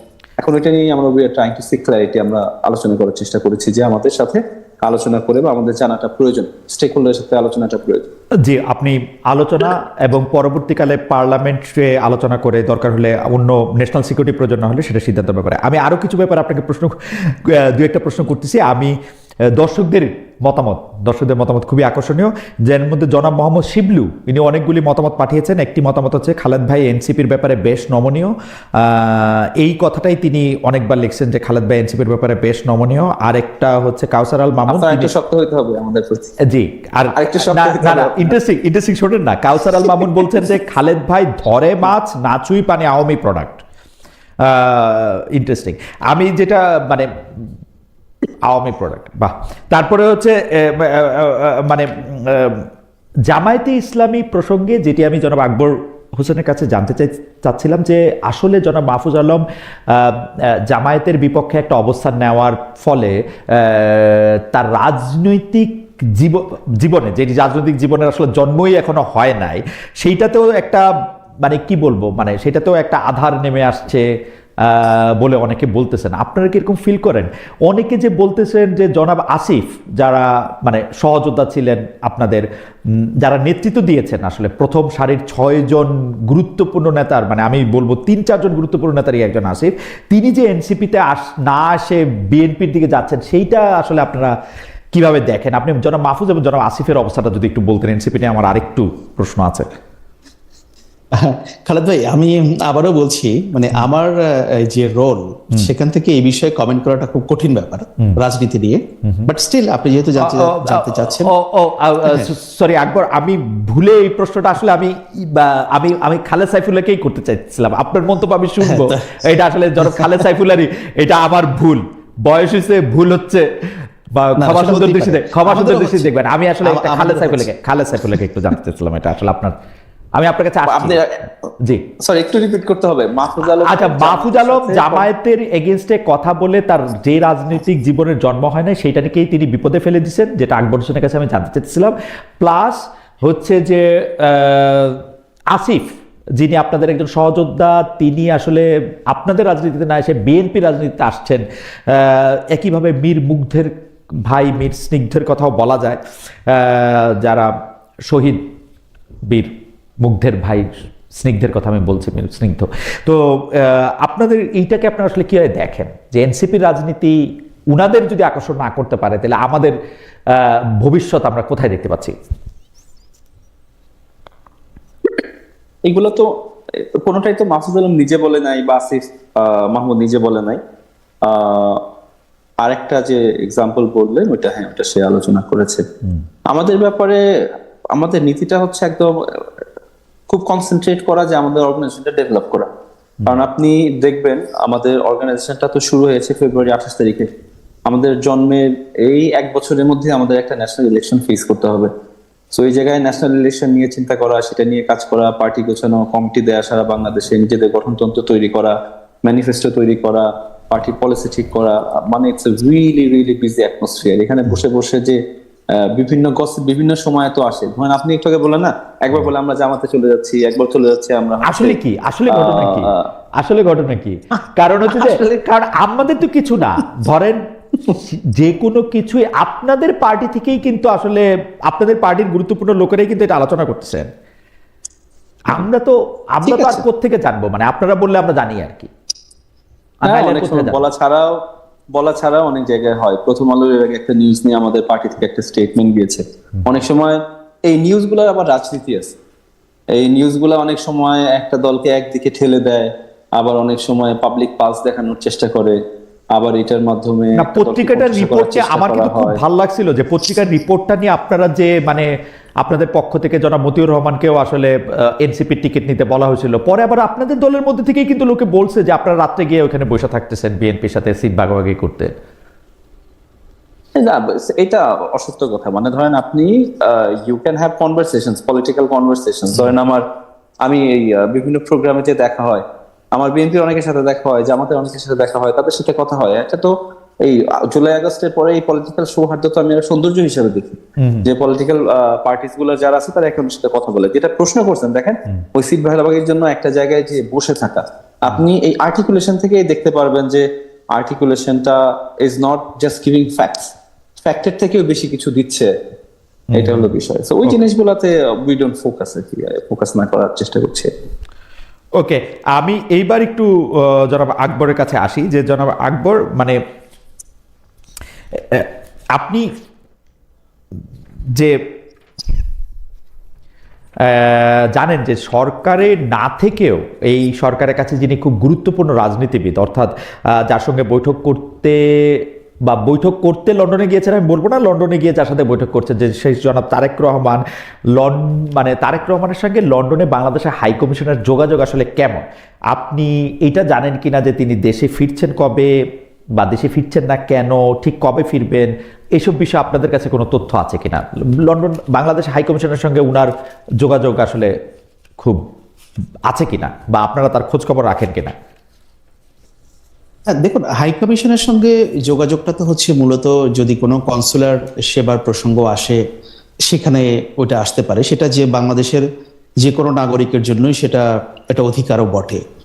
এখন জনাব তারেক রহমান তিনি বাংলাদেশে আসছেন কিনা বা কবে আসবেন এই সম্পর্কিত কোনো তথ্য আমার কাছে অন্তত নেই। কারণ আমি আসলে খুবই মধ্যম সারির একজন সরকারি কর্মকর্তা।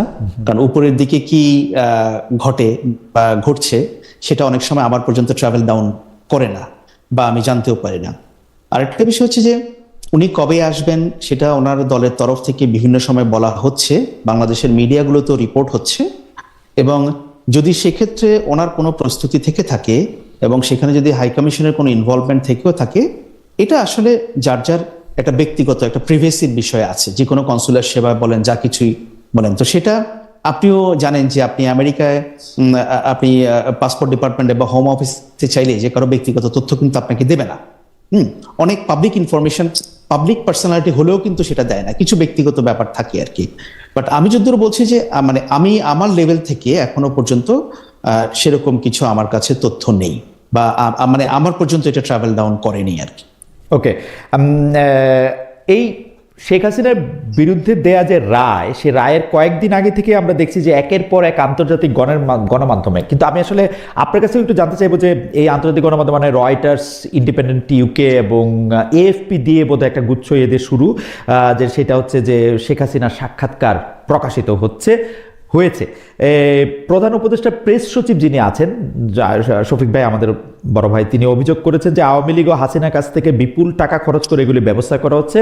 এইটা নিয়ে একটু আপনার মতামত জানতে চাই। যেমন ধরেন, আমি একটু বলে রাখি যে আমিও বলছিলাম যে আমি শেখ হাসিনার ইন্টারভিউ করতে চাই, এটা যদি দেশের মানে শেখ হাসিনা ইন্টারভিউ করতে চাই, এবং আমি এটাও বলছিলাম যে কোন সাংবাদিক আসলে শেখ হাসিনা ইন্টারভিউ করতে চাইবে না। আওয়ামী লীগের লোকজন আবার এইটাকে রিপোর্ট করলো কোনো সাংবাদিক চাইবে না। এখন যত জায়গায় যত শেখ হাসিনা ইন্টারভিউ ছাপা হয়, তখন আমাকে বলা হয় যে ছাত্রী ইউটিউবার খালেদ, তুই এবার কি করবি, শেখ হাসিনা তো ইন্টারভিউ দিয়ে দিল। হাওয়েভার, আমি যেটা জানতে চাই যে এর জন্য আসলে অনেক টাকা খরচ করতে হচ্ছে কিনা, আপনার কাছে কি মনে হয়? এবং আমি আরেকটা জিনিস জানতে চাইবো যে রয়টার্স, এএফপি এবং ইউকের যেটা প্রথম ইন্টারভিউ আমি যেটা দেখতেছিলাম, সেটার মধ্যে আমি দেখতেছিলাম যে উনাকে কিছু লিখিত প্রশ্ন পাঠানো হয়েছে ইমেলে, আবার সেই লিখিত প্রশ্নের তিনি কিছু লিখিত জবাব দিয়েছেন। এখন আপনি দুজনই সাংবাদিক, মানে আপনি কিছুদিন সাংবাদিকতার জন্য বিরতিতে আছেন, আমি এখনো আছি বলে দাবি করি। তো এইটা হচ্ছে মানে এখনকার যুগে সবচেয়ে খারাপ ফর্ম অফ ইন্টারভিউ, কারণ আমি এই লোকটাকে সম্পূর্ণ প্রশ্ন করতে পারতেছি না, উনি উত্তর দিচ্ছে কিনা সেটা আমি জানি না, তার প্রেসক্রিপশন। তো আপনি কিভাবে দেখেন যে আন্তর্জাতিক গণমাধ্যমগুলির কাছে বিবিসির ক্ষেত্রেও কি তাই হয়েছে মনে হয়? আমি পড়তে চেষ্টা করতেছিলাম বিবিসি তাকে কোনো অডিও ইন্টারভিউ করছে কিনা, তাকে ভিডিও নেওয়া হয়েছে কিনা, সেইরকম কোনো কিছু আমি পাই নাই। তো ধরে নিচ্ছি একইভাবে ইন্টারভিউ নেওয়া হয়েছে। এই ইন্টারভিউগুলিকে আপনি আসলে কিভাবে দেখেন, যে টাকা পয়সা দিয়ে আসলে ইন্টারভিউ নেওয়া হচ্ছে?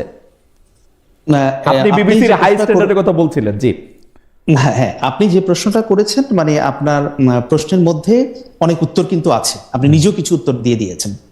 যে আমিও ধরেন ইমেইলে সাক্ষাৎকার নেওয়াটা, that is the worst form. আপনি ইমেইলে বড়জোর কি করতে পারেন, একটা কমেন্ট নিতে পারেন, দ্যাটস ফাইন। কিন্তু আপনি যখন একটা সাক্ষাৎ নিতে যাবেন, সেই ইমেইলে ওই ব্যক্তি আপনাকে সাক্ষাৎকারটা দিচ্ছে কিনা আপনি তো জানছেন না, এবং সেখানে আপনি যেটা বলছেন যে সাপ্লিমেন্টারি প্রশ্ন করার কোনো সুযোগ নেই। হাউএভার, আমি কোনো মিডিয়ার ক্রিটিসিজম আমি সেভাবে করতে চাই না, বা আমি সেটা করিও না। কারণ হচ্ছে যে প্রত্যেকটা মিডিয়া হাউসে তাদের কিছু পলিসি আছে, তারা মনে করেছে ঠিক আছে তারা ইন্টারভিউ করবে, এই সময়ের মধ্যে তারা সেটা করেছে। এখন এটা কিন্তু ঠিক যে আপনার ওয়েস্টার্ন সোসাইটিতে আপনিও থাকেন, সেখানে খালেদ সাইফুল্লাহ দীর্ঘদিন ছিলেন, আমরাও এখন ইদানিংকালে দেখছি, বা অতীতের সাংবাদিকতার সঙ্গে জড়িত থাকার কারণে অল্প স্বল্প কিছু অভিজ্ঞতা আছে, যে এটা তো জানেন যে বিভিন্ন পিআর এজেন্সি সেখানে নিয়োগ করা হয় এবং তাদেরকে সেখানে হায়ার করা হয়। আসলে কাজটা থাকেই হচ্ছে তারা বিভিন্ন মিডিয়া কিন্তু আকবর, এই প্রশ্নটা আসলে আপনারই করা যায়। ধরেন বিবিসি, রয়টার্সের মতো, এএফপি, এমনকি ইন্ডিপেন্ডেন্ট যেটা ইংল্যান্ড থেকে বাইর হয়, ওদেরকে কি আপনি আসলে ঠিক পয়সা দিয়া এরকম একটা মানে এটা করতে পারবেন? মানে প্রেস সচিব যেটা বলতেছেন, এইটা কি আসলে সম্ভব? ভাই, প্রেস সচিব কি বলেছেন আমি এক্স্যাক্টলি ঠিক ওনার কোডটা আমার মনে নাই, কিন্তু আমি যেটা বলছি যে ঠিক পয়সা দিয়ে কি বিবিসিকে আপনি পয়সা দিয়ে, যে আপনি বিবিসি করেসপন্ডেন্টকে আপনি পয়সা দিয়ে ইন্টারভিউ করিয়েছেন, ব্যাপারটা সেটা না। যারা নিজেদের প্রচার প্রচারণা চায় অনেক ক্ষেত্রে, বিশেষ করে যারা পলিটিক্যালি ব্যাকট্র্যাক থাকে বিভিন্ন সময়, এটা শুধু বাংলাদেশে না, পৃথিবীর অন্যান্য দেশে পিআর এজেন্সিগুলো কাজ করে তাদের সঙ্গে মিডিয়া হাউসগুলো একটু যোগাযোগ করিয়ে দিতে। এবং আপনি ব্রিটেনে যে সমস্ত পিআর এজেন্সি আছে, ইভেন আপনার আমেরিকাতেও যে সমস্ত পিআর এজেন্সি আছে, দেখবেন অধিকাংশ পিআর এজেন্সি কিন্তু পরিচালনা করেন তারা কিন্তু সাবেক সাংবাদিক। আপনি খেয়াল করবেন, এদের অনেকে হয়তো রয়টার্সে কাজ করেছে এক সময়, কেউ বিবিসিতে কাজ করেছে, কেউ সিএনএন কাজ করেছে, 20 বছর 25 বছর কাজ করেছে, তারপরে তারা রিটায়ার করেছে, তারা পিআর এজেন্সি দিয়েছে, তারা কমিউনিকেশন ফার্ম দিয়েছে। না, সেটা আমাদের দেশেও এরকম উদাহরণ আছে যে সাংবাদিকদের থেকে, আমাদের দেশেও আছে। সো তাদের একটা অ্যাক্সেস থাকে, যে বিভিন্ন মিডিয়া হাউসগুলোতে তাদের একটা অ্যাক্সেস থাকে, এবং তারা যখন এগুলো দেয়, যারা ওই কাভারেজটা চায় তারা তাদের মাধ্যমে মিডিয়াগুলোর দ্বারস্থ হয়, এবং মিডিয়াগুলো সেক্ষেত্রে তারা তো বিচার বিবেচনা করে, তাদের নিশ্চয়ই একটা এডিটোরিয়াল পলিসি আছে। এখন আপনি যে কথাটা বলেছিলেন সেটা নিয়ে, আপনাকে নিয়ে যে বিতর্ক তৈরি হয়েছে আপনি সেটা স্পোর্টিংলি নিয়েছেন, বাট যাই হোক এখন শুনেন, মানে বিষয় হচ্ছে যে মত ভিন্ন মত বিভিন্নভাবে হতে পারে। আমি মনে করি সাংবাদিকতা কিন্তু কোনো সায়েন্স না, না যে আমি মানে গণিত না তো, না যে আমি 2 + 2 4 হবে। হ্যাঁ, সাংবাদিকতা হচ্ছে যে it's a very subjective matter. আপনি যেটা মনে করবেন যে আপনার কাছে রাইট, আমি আপনাকে সেটা নিয়ে 5টা প্রশ্ন তুলে দিতে পারি, ডাজন্ট ম্যাটার। আমার কাছে আপনি আমাকে নিয়ে 10টা প্রশ্ন তুলে দিতে পারেন, কিন্তু ব্যাপার হচ্ছে যে সার্টেন কিছু এথিক্স এন্ড স্ট্যান্ডার্ডের ব্যাপারটা আমরা ফলো করি। এবং ইন্টারন্যাশনাল মিডিয়াগুলো যেটা করছে তাদের ইন হাউস পলিসি কি আছে, যেমন আমাদের আকবর, এখানে আপনার জন্য আমার একটা প্রশ্ন আছে। সেটা হচ্ছে যে আমি সাংবাদিকতার জায়গা থেকে বুঝি যে শেখ হাসিনার যদি মিডিয়াকে অ্যাড্রেস করতেই হয়, তাহলে উনি দিল্লিতে আছেন, ইন্ডিয়ান প্রেস ওনার ফেভারে আছে, ইন্ডিয়ান সরকার ওনার ফেভার আছে, অ্যাপারেন্টলি উনার তো উচিত একটা প্রেস কনফারেন্স ডাকা, উনার তো উচিত হচ্ছে অ্যাটলিস্ট একটা ভিডিও কলে মানুষের সম্মুখীন হওয়া। উনি এই আড়ালটা কেন নিতেছেন? মানে উনি কেন একজন ফেভারেবল সাংবাদিককেও, মানে আমাদের কথা বাদ দেন, ধরেন আমি পুরা ইন্ডিয়ার সকল সাংবাদিকই তো হয়তো উনার ইন্টারভিউ নিতে চাইবেন, হয়তো বিবিসির অনেক বড় বড় সাংবাদিক যার সাথে তার পরিচয় আছে তা ইন্টারভিউ দিতে চাইবেন, উনি কেন তাদের সামনে আসতেছেন না? মানে কেন উনি সাংবাদিকদেরকে ডজ করতেছেন? মানে ইমেলের আড়ালে কেন থাকতেছেন উনি? আপনার কাছে কি মনে হয়? আপনি প্রথমে সেটার উত্তর দিয়েছেন, কারণ সাপ্লিমেন্টারি প্রশ্নর উত্তর দেওয়ার ক্ষমতা, শক্তি তার নেই। তাহলে এই ইন্টারভিউরে আমরা কেন গুরুত্ব দিব? মানে এই ইন্টারভিউ কেন আমাদের দিনের পর দিন পড়তে হবে? মানে মানে মানে এই ইন্টারভিউর মধ্যে আসে কি? না মানে আমরা তো শেখ হাসিনা, মানে আমি কেন ইন্টারভিউ নিতে চাই? তাহলে আমি তো শেখ হাসিনাকে জিজ্ঞেস করতে চাই যে আপনি এই অর্ডার দিয়েছেন, আমি কানে শুনতেছি, এটা কেন দিয়েছেন? You have to tell me. আপনি বাংলাদেশের প্রধানমন্ত্রী বলে নিজেরা দাবি করছেন আরো 6 মাস বেশি পর্যন্ত, তো আপনি বাংলাদেশের প্রধানমন্ত্রী এখন কোথায় গিয়ে বুঝেছেন? এখানে হচ্ছে কি, এখানে জার্নালিজমের একটা ব্যাপার কি, যে আমরা যখন লোকাল মিডিয়ার কথা চিন্তা করি, আমার অডিয়েন্সের কথা যখন চিন্তা করি, যে আমার অডিয়েন্স হচ্ছে বাংলাদেশি অডিয়েন্স, তাহলে আমার প্রশ্ন করা, আমার ইনফরমেশন সেগুলো এক ধরনের হবে। আর আমার অডিয়েন্স যদি ইন্টারন্যাশনাল অডিয়েন্স হয়, ইংলিশ স্পিকিং লোকজন হয়, বাংলাদেশের বাইরে নন বাংলাদেশি যারা হয় তারা হয়, তখন কিন্তু আমার এডিটোরিয়াল এজেন্ডাটা একটু ডিফারেন্ট থাকে। সো ইন্টারন্যাশনাল মিডিয়াগুলোতে আপনি দেখবেন যে আমি দেখেছি অনেক সময় আমরা এমন অনেক নিউজ করতাম যেটা বাংলাদেশের মিডিয়া অনেকে হাসতো, অনেকে বলতো যে এটা আবার কি নিউজ, না এটা কেন করছে না, কিন্তু সেটা ঠিকই আছে, কিন্তু সেটা ঠিকই আছে, কিন্তু আমি এটা খালেদ সাইফুল্লাহর কাছ থেকে একটু জানি যে খালেদ সাইফুল্লাহ কিছু বলতেছিলেন। আমার জাস্ট মানে কিছু মনে করবেন না, আমি জাস্ট প্রশ্নটা একটু করি, সেটা হচ্ছে যে বিবিসি এই ক্রেডিট নিচ্ছে যে উনি শেখ হাসিনাকে ইন্টারভিউ করতেছে, কিন্তু এটা কোন একটা ইন্টারভিউ হইলো? আপনি 5টা এই ক্রেডিটটা উনি নিতেছে, বিবিসি এটা কেন ব্যাখ্যা করতেছেন না যে ওয়াই তারা শেখ হাসিনাকে রিচ করতে পারতেছে না? এটা কারণটা কি? এটা তো নিশ্চয়ই কোনো কারণ থাকবে। কোনো ইনভেস্টিগেশন কেন হইতেছে না যে শেখ হাসিনাকে তারা রিচ না করতে পারে, শেখ হাসিনা বানিয়ে আমাদেরকে কেন শোনাচ্ছে? এর কারণটা কি? জি জনাব খালেদ সাইফুল্লাহ এটা একটু বলবেন। না, এটা আগ্রহ হয়ে বলতেছিলাম। আমার জাস্ট একটা কি, ধরেন আপনি যেটা বলছিলেন না, যে ধরেন আপনি যদি ইন্টারভিউ নেন, you have certain tough questions in your mind, যে জিনিসগুলো আপনি হয়তো বা করবেন, রেগুলার কোয়েশ্চেন। হ্যাঁ আচ্ছা, রেগুলার কোয়েশ্চেন, এগুলি ইভেন টাফও না, এগুলি তারা এগুলিরই জবাব দিতে হবে। আমি তো তার এই দিল্লির আবহাওয়া থেকে কিন্তু আপনি যখন বলছেন মানুষের রিয়াকশন দেখে আমার মনে হয়েছে যে পিপল মে হ্যাভ থট, ধরেন আপনার হাসিনার এর আগে প্রেস কনফারেন্সে আপনি যেমন একটু সফট কোয়েশ্চেন দিবেন, ওইরকম কোয়েশ্চেন হয়তো বা দেওয়ার জনাব সাইফুল্লাহ আমি একটু মনে করাই দিই, 2015 সালে আমার ওই কোশ্চেনের জন্য সারা 10 বছর বিবেচিত হয়েছে এটা হচ্ছে সবচেয়ে tough question to Sheikh Hasina, এবং 2015 সালে ওই কোশ্চেনের জন্য Sheikh Hasina rest of my stay in Bangladesh কোনোদিন আমাকে কোনো অনুষ্ঠানে কখনো কোনো দাওয়াত দেওয়া হয়নি। বাট প্রশ্নের সময় তো বলতেছিলেন যে আসলে না, আপনি দেখতেছেন স্বাধীনতা, না আপনারা প্রশ্নটা কাটা দেখছেন, এটা হচ্ছে প্রবলেম। 3 দিন পরে ঢাকায়, আমি একটু ব্যাখ্যা করি তাহলে বুঝবেন, 3 দিন পরে আকবরের হয়তো মনে থাকবে, 3 দিন পরে ঢাকায় মেয়র ইলেকশন ছিল এবং আমরা খবর পাইতেছিলাম যে সেই মেয়র ইলেকশনটা আওয়ামী লীগ রিগ করবে। আমি শেখ হাসিনাকে জানতে চাইছিলাম যে আমরা কি ভবিষ্যতে মানে স্বাধীনভাবে রিপোর্ট করতে পারবো কিনা। শেখ হাসিনা আমার ইয়াটা বুঝতে পারেন না, উনি বলছেন যে কেন পারবেন না, এতদিন কি পারেন নাই?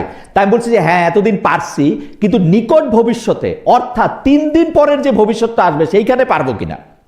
Then she lost it. এবং উনি আমাকে 40 মিনিট ধরে কিন্তু ওইখানে উনি আমাকে বকছেন এবং উনি এরকম করে দেখাইছেন আপনি যে আমাকে পেঁচিয়ে পেঁচিয়ে ধরেন, সেটাও আমি অপছন্দ করি। And that was my last time যখন আমি ওইখানে ইন্টারভিউতে পাইছিলাম। এবং মজার ব্যাপার কি জানেন, আজকে আপনি যেটাকে সফট হিসাবে বলতেছেন, এইটাই হার্ডেস্ট কোশ্চেন হিসাবে গত 10 বছর আমার প্রশংসা করে ব্যবহার করা হয়েছে। আচ্ছা, আমি এটাকে গত 10 বছর হিসাবে how I understood public reaction is, for example, ধরেন মাদুরোকে করবে, জেরেমি প্যাক্সম্যান মাদুরোকে ইন্টারভিউ করবে বললো, মানুষ ওইটাতে খুশি হবে, শুনতে চাবে আসলে ইন্টারভিউতে আসলে কি প্রশ্ন করে, কি বলে। মানুষের এই ধারণাটা আছে মেবি যে হয়তোবা প্রশ্নটা অনেক কঠিন হবে না, মেবি শেখ হাসিনার আসলটা ওইখান থেকে। না, জনাব খালেদ সাইফুল্লাহ, আপনার আর্গুমেন্ট আমি বুঝতে পারছি। আমার জন্য এই আর্গুমেন্টটা কেন কষ্টকর, আমি কষ্টের জায়গাটা আমি বলি, কষ্টের জায়গাটা আমি বলি। 2023 সালে আমি ছাত্রলীগের সভাপতি সাদ্দাম হোসেনকে ইন্টারভিউ করছিলাম। আমি জাস্ট তার 3-4টা যেটাকে আমি সরল প্রশ্ন মনে করি সেই সরল প্রশ্ন করছিলাম।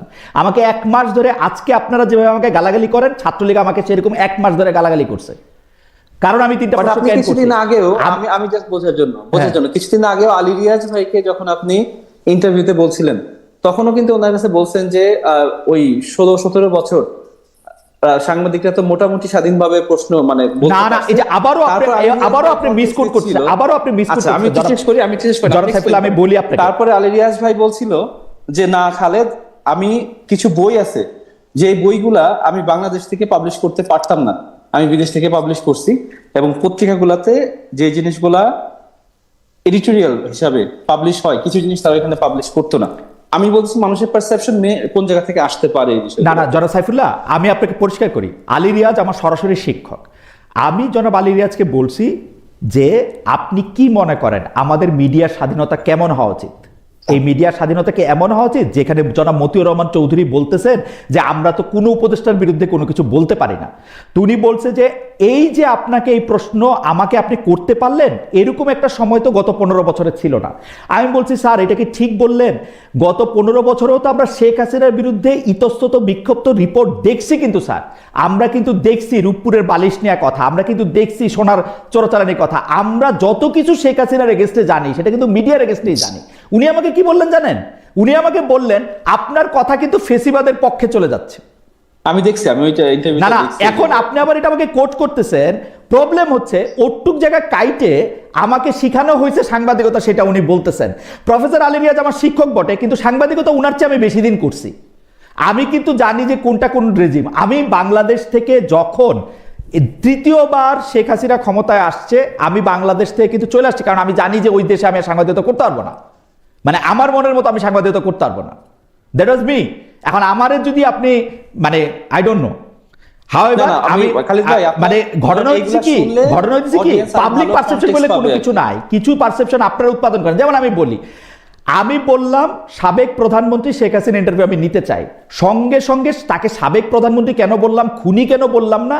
আপনাদের নেতা নেত্রীরা সাবেক প্রধানমন্ত্রী ক্রস, খুনি রাইট এটা দিয়ে দিলেন। ভাই আমি এখন সাংবাদিক, আমি এখন তারে খুনি কমবো না কি কমবো, এটা আপনি ঠিক করে দিবেন। বাট আচ্ছা, ওইখানেও ধরেন আপনার একটা কথা, আমি কিন্তু আই এম জাস্ট গিভিং কোন জায়গা থেকে পারসেপশন মে কাম। ধরেন ওই জায়গা থেকে আপনি বলতেছিলেন যে বিচার হওয়ার আগে তো আমি আপনাকে তাকে খুনি বলতে পারবো না, বাট অহরহ এক্সাম্পল আছে যে জায়গায় আজকে ইন্টারভিউতে আপনি অনেকগুলা জায়গায় যেগুলা বিচার হয় নাই, ট্রান্সপারেন্ট ফ্যাক্টস নাই, ট্রান্সপারেন্ট রিপোর্টিং নাই, রিপোর্টিং এর যে কোয়ালিটি সেটা নিয়ে সিরিয়াস প্রশ্ন আছে, বাট সেই জায়গাও কিন্তু আপনি সর্ট অফ ফ্যাক্টস আকারে বলতেছেন যে আপনাদের মধ্যেও তো আপনাদের কলিগরা এটা করে সেটা করে ওইরকম করে। বাট ওই জায়গায় আপনার একটা স্টেটমেন্ট ছিল যে হাসিনাকে তো আমি খুনি বলতে পারবো না, কারণ কোর্ট কি তাকে না না না, আবারও মিস করতেছেন জনাব খালেদ সাইফুল্লাহ। আমি বলি, আমি আপনাকে ঠিক করি, আমি কিন্তু একটা ক্লাসরুম সিচুয়েশনে কথা বলতেছিলাম, that was not a public event. সেইটার মধ্যে আমি বলছি যে আমি শেখ হাসিনাকে খুনি বলি নাই তো কি হয়েছে, আমি এখন বললাম খুনি। আমাকে কি আপনার দেওয়া প্রেসক্রিপশনে কি কি বিশেষণ ওনার বিরুদ্ধে আমি ব্যবহার করব না করবো সেটা আমি ঠিক করে নিব? আমি অলওয়েজ তার সাথে আমি 3টা খুনি দেয়া, আমি কিন্তু এটা বলছি বিচার হওয়ার আগে আমি তারে খুনি বলতেও পারি, নাও বলতে পারি। And that was A classroom situation. এবং সেই ক্লাসরুম সিচুয়েশনের মধ্যে আমি একজন সেখানের মধ্যে বক্তৃতা দিতে যাচ্ছি, সেখানের মধ্যে আপনাদেরও বহু লোক ছিল যারা বৈষম্য বিরোধী ছাত্র আন্দোলন করছে, যারা এটা করছে। আমার আপনাদের প্রতি মানে একটা জিনিস কি, আপনারা যখন সবাইকে না মানে যখন আমাকে প্রতিপক্ষ হিসেবে দেখবেন, তখন হচ্ছে কি আপনি অনেক কিছু দেখতে পারবেন, কারণ আপনি আগে থেকে ঠিক করে নিছেন প্রতিপক্ষ, এবং প্রথমেই আপনি বলবেন দেখলে আপনার এখানে ইন্টারভিউ দিতে আসবো, প্রতিপক্ষ দেখলে তো আসবো না, জার্নালিস্ট হিসেবে দেখার জন্য। না, আপনাদের একজন নেতা আপনার পাশাপাশি জানেন, তিনি কিন্তু বলছেন খালেদ মহিউদ্দিনকে আমি কোনো সাংবাদিক মনে করি না, মনে করি গলাবাজ। ওর কাছে কোনোদিন গিয়ে ভিন্ন মতের কথা বলা যায় না। Is it true? আমি যেটা মনে করি, আমি জানি না কে বলছে এটা। সামান্তা শারমিন বলছে গলাবাজ একজন সাংবাদিক, গলাবাজ। আমি তাকে সাংবাদিক মনে, হাওয়েভার আমি এগুলি নিয়ে কথা বলতে চাই না। আমি আমি আমি খালিদ ভাই, আমাকে জাস্ট একটা মিনিট সময় দিন। জি জি প্লিজ। আমি জাস্ট ফর ক্লারিফিকেশন, মানে আলোচনা তো হচ্ছিল, মানে আই অবজার্ভ হচ্ছিল ডিফারেন্ট থিংস, ওই জায়গা থেকে আমার মনে হলো যে আপনাকে, আমি নিজে হচ্ছিল যেটা দেখছি, আমি নিজের কিউরিওসিটিটাও হচ্ছিল একটু দেখা, ওই জন্য ওই জিনিসগুলো জিজ্ঞেস করা। অফকোর্স আপনি কাকে কি ডাকবেন সেটা তো অন্যকে বলে দিবে না, আমি কাকে কি বলবো সেটা অন্যকে বলে দিবে না। আই হ্যাভ মাই রাইট, আমি কাকে কোনটা বলবো, but based on the words I choose, সেটা দিয়ে মানুষ আমাকে জাজ করবে আমার মতামত কোন দিকে যাচ্ছে বা আমি কিভাবে আচরণ করছি। সো ইট জাস্ট হচ্ছিল গোজ ইন দোজ ডিরেকশনস আর কি, আমি ওইটাই বলার জন্য। Thank you. ঠিক আছে, আমি শেষ প্রশ্নে বা প্রসঙ্গে আসি। সেটা হচ্ছে যে আমাদের একটু দর্শকদের কাছে একটু ক্ষমা চাই নিতেছি যে এটা একটা ব্যক্তিগত আলাপচারিতা, আমি আসলে এগুলির ব্যাপারে কখনোই কথা বলতে চাই না। আমার ঘটনা হয়েছে কি, শুধু শেষ কথাটা বলি, বাংলাদেশের একজন সাবেক সংসদ সদস্য তিনি আমাকে নিয়ে একটা ভিডিও বানাইছেন। ভিডিওর মধ্যে তিনি বললেন খালেদ বাংলাদেশে হ্যান, সে বলছিলেন যে কোনো সাংবাদিক আওয়ামী লীগের মানে শেখ হাসিনা ইন্টারভিউ নিতে চাবেন না, অথচ আমি পুরো উল্টা কথা বলছি। আমি বলছি কোন সাংবাদিক নিতে চাবেন না, তো উনি ওইটাকে আবার একটা ব্যাখ্যা করে এটা বানাইছেন যে কোনো সাংবাদিক নিতে চাবেন না। এইটা বইলা উনি বলছেন যে এখন কি হবে আমার, এখন মানে উনি তো অনেক জায়গায় ইন্টারভিউ দিতেছেন। হাওয়েভার আমি পরবর্তী প্রসঙ্গে আসি, শেষ প্রসঙ্গ, সেটা হচ্ছে যে গণভোট। আমি গণভোটটা নিয়ে নানা রকম যে আরেকজন লিখতেছেন প্রফেশনাল টকশো না করে নিজের বিষয়ে ক্লারিফিকেশন করাটাই গুরুত্ব পাচ্ছে। জনাব আবুল রায়হান, আমি খুবই সরি, নিজের বিষয়ে ক্লারিফিকেশন দিতে হচ্ছে। এই গণভোটের প্রসঙ্গে অনেকেই বলতেছেন যে এই 4টা বিষয় থাকলে মানুষ আসলে হ্যাঁ বা না আসলে কেমনে দেখবে। আমাদের তো এরকম গণমাধ্যম মানে গণভোট কখনো হয় নাই। আমি প্রথমে জনাব খালেদ সাইফুল্লাহর কাছে বলি যে জনাব খালেদ সাইফুল্লাহ, আপনারা আসলে এখন পর্যন্ত সেটাতে সাইন করেন নাই, যদিও বলছিলেন যে এটা থাকলে সাইন করবেন, সাইন কেন করেন নাই সেটা একটু যদি বলেন, আর এই গণভোটটা ঠিক আছে কিনা সেটাও যদি একটু বলেন। আমি জনাব আকবর হোসেনকে এটা শেষ জানতে চাইবো যে এটা আমি কুইকলি গণভোটের বিষয়ে বলি। গণভোটের প্রশ্নটা যেটা এখন, এটা একটা অনেক বড় একটা প্রশ্ন হয়েছে। আইডিয়ালি হচ্ছে গণভোটের প্রশ্নটা সাধারণত খুব সিম্পল 1-2 লাইনের মধ্যে হওয়া উচিত, বাট গণভোটে সিম্পল 1-2 লাইনের যে প্রশ্ন, ওই প্রশ্নের ইমপ্লিকেশন কিন্তু ইউজুয়ালি অনেক বড় হয়। ফর এক্সাম্পল, আপনি জানবেন বিভিন্ন দেশে সম্পূর্ণ কনস্টিটিউশন লেখার পরে সেই কনস্টিটিউশনটা র্যাটিফাই করার জন্য গণভোটে দেওয়া হয়। সেখানে পুরা সম্পূর্ণ কনস্টিটিউশন একটা প্রশ্নের নিচে অনেক বড় করে দেওয়া হয় না, 14 পাতা, 20 পাতা, 25 পাতা, এখানে জাস্ট একটা প্রশ্ন করা হয়, এখানে সিম্পল কোয়েশ্চেন। 2 হচ্ছে যারা গণভোটের প্রশ্নটা অনেকে বলছে না যে অনেক বড় হয়ে যাচ্ছে, এই ক্ষেত্রে এই আর্গুমেন্টটা আসলে খুব ভালো আর্গুমেন্ট না। কেন বলি, যারা বলে যে গণভোটের এই প্রশ্নটা কমপ্লেক্স হচ্ছে, মানুষ বুঝবে না, সেই মানুষই বলে এই প্রশ্নটা গণভোটে দেওয়ার পরিবর্তে আমি ইশতেহারে দেই এবং তারপরে আমি ওইটা করি, তাহলে ইশতেহারে দিলে মানুষের মাথাটা খুলে যাবে, গণভোটে দিলে বুঝবে না। আবার তারা এটা বলে সেকেন্ড, যে ধরেন এই প্রশ্নটা আমি জুলাই 4টার পুরোটাই গণভোটে দেই, এই একটা প্রশ্ন কেন, বা এই 10 পাতার হচ্ছে আপনার কাছে কি মনে মানে আপনি তো আসলে আইরজ্ঞ মানুষ, আপনার কাছে কি মনে এরকম হইতে পারে না যে 2টাতে আমি না বললাম, 2টাতে হ্যাঁ বললাম, 1টাতে না বললাম, 2টাতে হ্যাঁ বললাম, এরকম কি হইতে পারে কিনা, মানে এইটার একটা সমস্যা গণভোটটা নাকি 4টাতে মানে 4টাই এরকম যে মানে একটা বললেই আসলে 4টা? It would have been wonderful যদি ওইরকম হইতো, বাট গণতন্ত্র আসলে কিন্তু ওইরকম না। আপনি 5 বছরে একবার যে ভোট দেন যে আমি অমুক পার্টিকে আমি সাপোর্ট করছি কিনা, আপনার ওই ম্যান্ডেট নিয়ে যে তারপরে তারা নানা কিছু করে, কিন্তু এই 4টা প্রশ্নের মধ্যে এরকম কোনো কিছু নাই। এই 4টা প্রশ্নের মধ্যে আমি বলছি না, আমি ওইটা দিয়ে আসছি। 4টা প্রশ্নতেও যদি আপনি তাকান, একটা প্রশ্নের মধ্যে আছে কেয়ারটেকার গভর্নমেন্ট, নির্বাচন ব্যবস্থা প্লাস অন্যান্য সাংবিধানিক প্রতিষ্ঠান। এটা কি একটা সহজ প্রশ্ন? এটা যে আইন বুঝে না খুব ডিপলি, সে কিভাবে বুঝবে কোনটা কোনটা সাংবিধানিক প্রতিষ্ঠান আর কোনটা সাংবিধানিক প্রতিষ্ঠান না, রাইট? তারপরে ধরেন আরেকটা প্রশ্ন আছে 30টা প্রপোজাল, এটার মাধ্যমে, এটা 3 নাম্বার আর কি, গতে আছে 30টা প্রপোজাল এটার মাধ্যমে হবে। আপনি যদি আলাদা একটা প্রশ্ন দেন তাহলেও কি জিনিসটা সিম্পলিফাইড হবে? So there is no easy answer. আপনি ধরেন কেন একটা একটা করে প্রশ্ন হয় না? একটা সম্পূর্ণ কনস্টিটিউশন তৈরি হয়েছে, তারপর এটা র্যাটিফিকেশনের জন্য যখন গণভোটে দেওয়া হয়, তখন ধরেন একটা কনস্টিটিউশনের 200টা প্রভিশন আছে।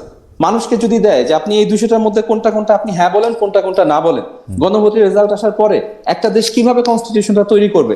ধরেন এখানে 5টা আসলো যে তারা গ্রহণ করছে না, আর বাকি হচ্ছে 195টা গ্রহণ করে, ওই 5টার জন্য কি আবার কনস্টিটিউশন লেখা শুরু করবে? কিভাবে লিখবে? মানুষের ফিডব্যাকটা তো আমি সেইটাই বলতেছি, আমি কি বোঝাতে পেরেছি? এইটাকে একটা প্যাকেজ ডিল হইতে পারে যে 4টার উত্তর আমি হ্যাঁ মনে করব বা না মনে করব। আমি কিন্তু আপনাদের জিজ্ঞেস করবো Exactly, একটু, যে exactly. আমি গণভোটে ভোট দিলে কিসে ভোট দিব, হাতে দিব না নাতে দিব? এটা আপনি খুবই ভালো প্রশ্ন করছেন, এটা আমি পুরোটাই বলি। হ্যাঁ। এটা ইউজুয়ালি প্রশ্নটা প্যাকেজ প্রশ্ন আকারে দেয়া হয়, এবং মানুষের তখন করা হয় যে আপনি একটা অ্যাজ এ প্যাকেজ ওভারঅল আপনি এটার সাথে এগ্রিমেন্ট করেন কি করেন না। আপনারা দুজনেই, আমরা ইউকে হচ্ছিল বিবিসির আলোচনা করছিলাম, ওইখানে একটা এক্সাম্পল বলি। ফর এক্সাম্পল, খুবই একটা নামকরা গণভোট এখানে যেটা হয়েছিল যে ইউকে কি ইউরোপিয়ান ইউনিয়নের মধ্যে থাকবে না চলে যাবে। একজন মানুষ ইউরোপিয়ান ইউনিয়নে থাকার নানা জিনিস পছন্দ করতে পারে, নানা জিনিস অপছন্দ করতে পারে। একটা নির্দিষ্ট পন্থায় হলে তারা হয়তো বা ইউরোপিয়ান ইউনিয়ন থেকে বের হইতে চায়, ওই পন্থায় না হলে তারা বের হতে চায় না। এরকম অনেক চিন্তা মানুষের মধ্যে থাকতে পারে না? গণভোটে কিন্তু ওই সবগুলো অপশন নাই। You just vote it once. তারপরে আপনার পলিটিশিয়ানরা ওইটা ঠিক কিভাবে বাস্তবায়ন হবে, এবং সেটার কিন্তু নিউমারাস এক্সাম্পল বা নিউমারাস ওয়েজ থাকতে পারে যেভাবে ওইটা বাস্তবায়ন করা হবে। All I am trying to সে, গণভোটের প্রশ্নটা সাধারণত সিম্পল 1 বা 2 লাইনের হয়, বাট এটার ইমপ্লিকেশন থাকে অনেক বড় অনেক ক্ষেত্রে। এবং মানুষকে এই বিষয়ে এডুকেট করার খুব গুরুত্বপূর্ণ। এডুকেট করার পরে মানুষ ওভারঅল তারা সিদ্ধান্ত নেয়, যা আমার কাছে দেয়া হয়েছে ওভারঅল আমি কি হ্যাঁ বলবো না না বলবো। ওকে, জনাব আকবর হোসেনের কাছে একটু জানতে চাইবো যে জনাব আকবর হোসেন, আপনি কি মনে করেন যে এই 4টা প্রশ্নের প্যাকেজ দেয়া কি ঠিক হয়েছে নাকি? কারণ আমি কনফিউজ। ধরেন আমি যদি ভোট দিতে যাইতাম, তাইলে আমার কোশ্চেনগুলি নিয়ে আনা, কিন্তু 4টা কোশ্চেন তো আসলে এরকম না যে 3টায় হ্যাঁ হইলে 4টা আমার হ্যাঁ হবে। আর কিভাবে তৈরি হয়, আমাদের দর্শকরা কি মনে করেন সেটার জায়গা থেকে আমি একটা শুধু এটা বলেন, তৌসিফ রহমান তিনি অসংখ্য SMS পাঠিয়েছেন, সেইটার মধ্যে তিনি লিখছেন, খালেদ আপনি হাসিনাকে PM ডাকার রাইটস আপনার আছে, কিন্তু আপনাকে সফট লিগার বলার ফ্রিডম থাকবে না কেন? আমি 2টা জায়গায় বলি, আমি হাসিনাকে PM বলিনি, হাসিনাকে সাবেক PM বলছি। PM এবং সাবেক PM দুই জিনিস ভাই। আর 3 হচ্ছে আপনার অবশ্যই আমাকে সফট লিগার ডাকার, যা ইচ্ছা তাই ডাকার, বাপ মা তুলে গালি দেওয়ার, এগুলির রাইট আছে। দেন ভাই জনাব আকবর হোসেন, আপনার কাছে একটু জানতে চাইবো যে আপনি কি মনে করেন যে প্যাকেজ ডিলটা, জুলাই সনদ, গণভোট? দেখুন না, রেফারেন্ডাম বা গণভোট এটা কিন্তু আসলে রাজনীতিতে একটা জটিল প্রক্রিয়া বটে, এবং রাজনীতিতে যখন একটা এক্সট্রিম একটা জটিলতার তৈরি হয় বিভিন্ন ইস্যু নিয়ে, তখনই কিন্তু গণভোটের ইস্যুটা সামনে আসে। তা আমাদের সংবিধান থেকে তো গণভোটের ব্যাপারটা বাদ দিয়ে দেওয়া হয়েছিল আওয়ামী লীগ আমলে। তারা এটা বিশ্বাসই করতো না যে এখানে রেফারেন্ডামের কোনো সিস্টেম থাকা উচিত। এখন ইন্টারিম গভর্নমেন্ট যেটা ডিক্লেয়ার করেছে যে 4টা প্রশ্নের উপরে গণভোটটা হবে।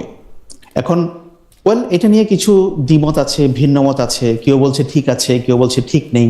আমি সবার কথাগুলোকেই রেসপেক্ট করি, বাট আলটিমেটলি যে মেজর পলিটিক্যাল পার্টিস যেগুলো আছে, বিএনপি, জামায়াত ইসলামী এবং এনসিপি, তারা তো এই যে নির্বাচনের দিন গণভোট এই 4টার মধ্যে অনুষ্ঠিত হবে, খালেদ সাইফুল্লাহ আমি যদি ভুল না করে থাকি, সবাই এটা মেনে নিয়েছে।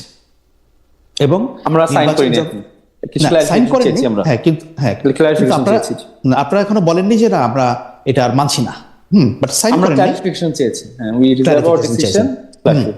সো যেহেতু এখন আপনাদের অবস্থানটা সেরকম আছে, বাট আমি প্র্যাকটিক্যালি যেটা মনে করি যে আমাদের আসলে গণতান্ত্রিক প্রক্রিয়ায় একটা উত্তরণের প্রয়োজন, এবং সেই সময়টা আমাদের এসে যাচ্ছে। কেন আমি একটা কথা সবসময় বলতাম, এটা আমি লাস্ট 16 ইয়ার্সেও বলেছি, আমি যে কোনো জায়গায় যখন যাই আমার আর্গুমেন্টই থাকে এটা, যে দেখুন আমাদের দুর্ভাগ্যটা হচ্ছে গত 55 বছরে আমরা ডেমোক্রেসি প্র্যাকটিস করতে পারি নাই।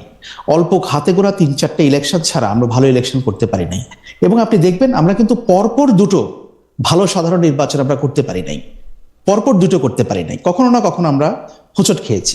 জাস্ট আপনি 1973 থেকে শুরু করেন, শেখ মুজিবুর রহমানের আমল থেকে শুরু করেন, একেবারে 2024 পর্যন্ত। এখন আমি যেটা মনে করি যে আমাদের যেটা করতে হবে, আমাদের একটা পিসফুল ট্রান্সফার অফ পাওয়ার, এই প্রসেসটাকে আমাদের এস্টাবলিশ করতে হবে। সেটা কি? সেটা হচ্ছে নির্বাচন।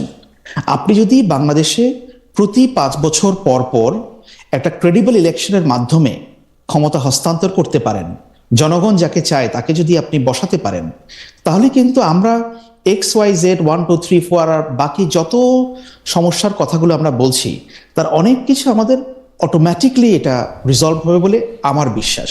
তবে হ্যাঁ, জুলাই চার্টারের মাধ্যমে আমাদের পলিটিক্যাল পার্টিগুলো কিছু ভিন্ন মত থাকলেও মোটা দাগে তারা একমত পোষণ করেছে এবং সরকারও একটা গণতান্ত্রিক প্রক্রিয়ায় নির্বাচনের ব্যাপারে বদ্ধপরিকর।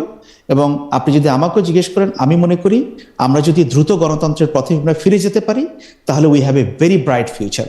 আমরা নিজেদের মধ্যে অনেক ডিসকাশন করেছি এবং রাষ্ট্র ব্যবস্থা এমন কোনো বিষয় না যে এই 1.5 বছর আমি ডিসকাশন করে শেষ করে দিলাম, এরপরে আমার সবকিছু আগামী 50 বছর একই রকম চলবে। না, চলবে না। আবার নতুন ইস্যু সামনে আসবে, আমরা আবার ডিসকাস করব। কিন্তু যেটা করতে হবে যে জনগণের প্রতিনিধির কাছে ক্ষমতা হস্তান্তর হওয়াটা জরুরি হয়ে পড়েছে। এই বিষয়টা নিয়ে, এই গণতান্ত্রিক প্রক্রিয়া নিয়ে আমার ধারণা খালেদ সাইফুল্লাহ আমার সঙ্গে দ্বিমত পোষণ করবেন না।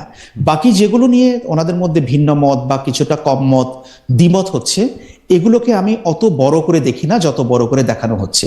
ইটস এ কন্টিনিউয়াস প্রসেস এবং চিফ অ্যাডভাইজার উনি একটা উইন উইন সিচুয়েশন সবার জন্য নিয়ে আসার চেষ্টা করেছেন নির্বাচনের ঘোষণার মাধ্যমে, নির্বাচনের দিন গণভোট এবং 4টা প্রশ্ন। এবং আমার ধারণা পলিটিক্যাল পার্টিগুলো ওনার উপর আস্থা রাখবেন এবং আমরা চিফ অ্যাডভাইজারের ঘোষিত যে সময় ফেব্রুয়ারির প্রথমার্ধে নির্বাচনের অনুষ্ঠানের, সেটা আমরা অনুষ্ঠান করতে পারবো। এর কোনো বিকল্প আমি দেখছি না। আসলে আপনি অতি চমৎকারভাবে অনুষ্ঠানটার শেষ পর্যায়ে কথা বলছেন। আমি 1 মিনিট জনাব খালেদ সাইফুল্লাহকে জানতে চাই। জনাব খালেদ সাইফুল্লাহ, অনেকের মধ্যে অনেক ধরনের সংশয় আছে, ভোট সময় মতো হবে কিনা, হইলে একটা খুব ঝামেলা হবে কিনা। আপনার কাছে কি মনে হয় ফেব্রুয়ারির প্রথমার্ধে কি আসলে নির্বাচনটা হচ্ছে? আপনারা নির্বাচনে অংশগ্রহণ করতেছেন, সবাই খুব, ডক্টর ইউনূসের যেটা খুব চাওয়া ছিল যে একটা খুব উৎসবমুখর পরিবেশে তাকে, আমি আবারও বলতে শুনলাম যে শতাব্দীর শ্রেষ্ঠ একটা বা 100 বছরের মধ্যে একটা বড় গুরুত্বপূর্ণ নির্বাচন হতে যাচ্ছে। আপনিও এরকম মনে করেন কিনা? আপনি যদি 1 মিনিটে বলেন। ভোট ফেব্রুয়ারিতে হওয়া আমাদের খুবই প্রয়োজন, সবার একত্রে আসা প্রয়োজন এই ভোটের জন্য, সফল করার জন্য। এনসিপি অবশ্যই নির্বাচনটাকে সফল হোক এটা চায়, গণতান্ত্রিক উত্তরণ চায়।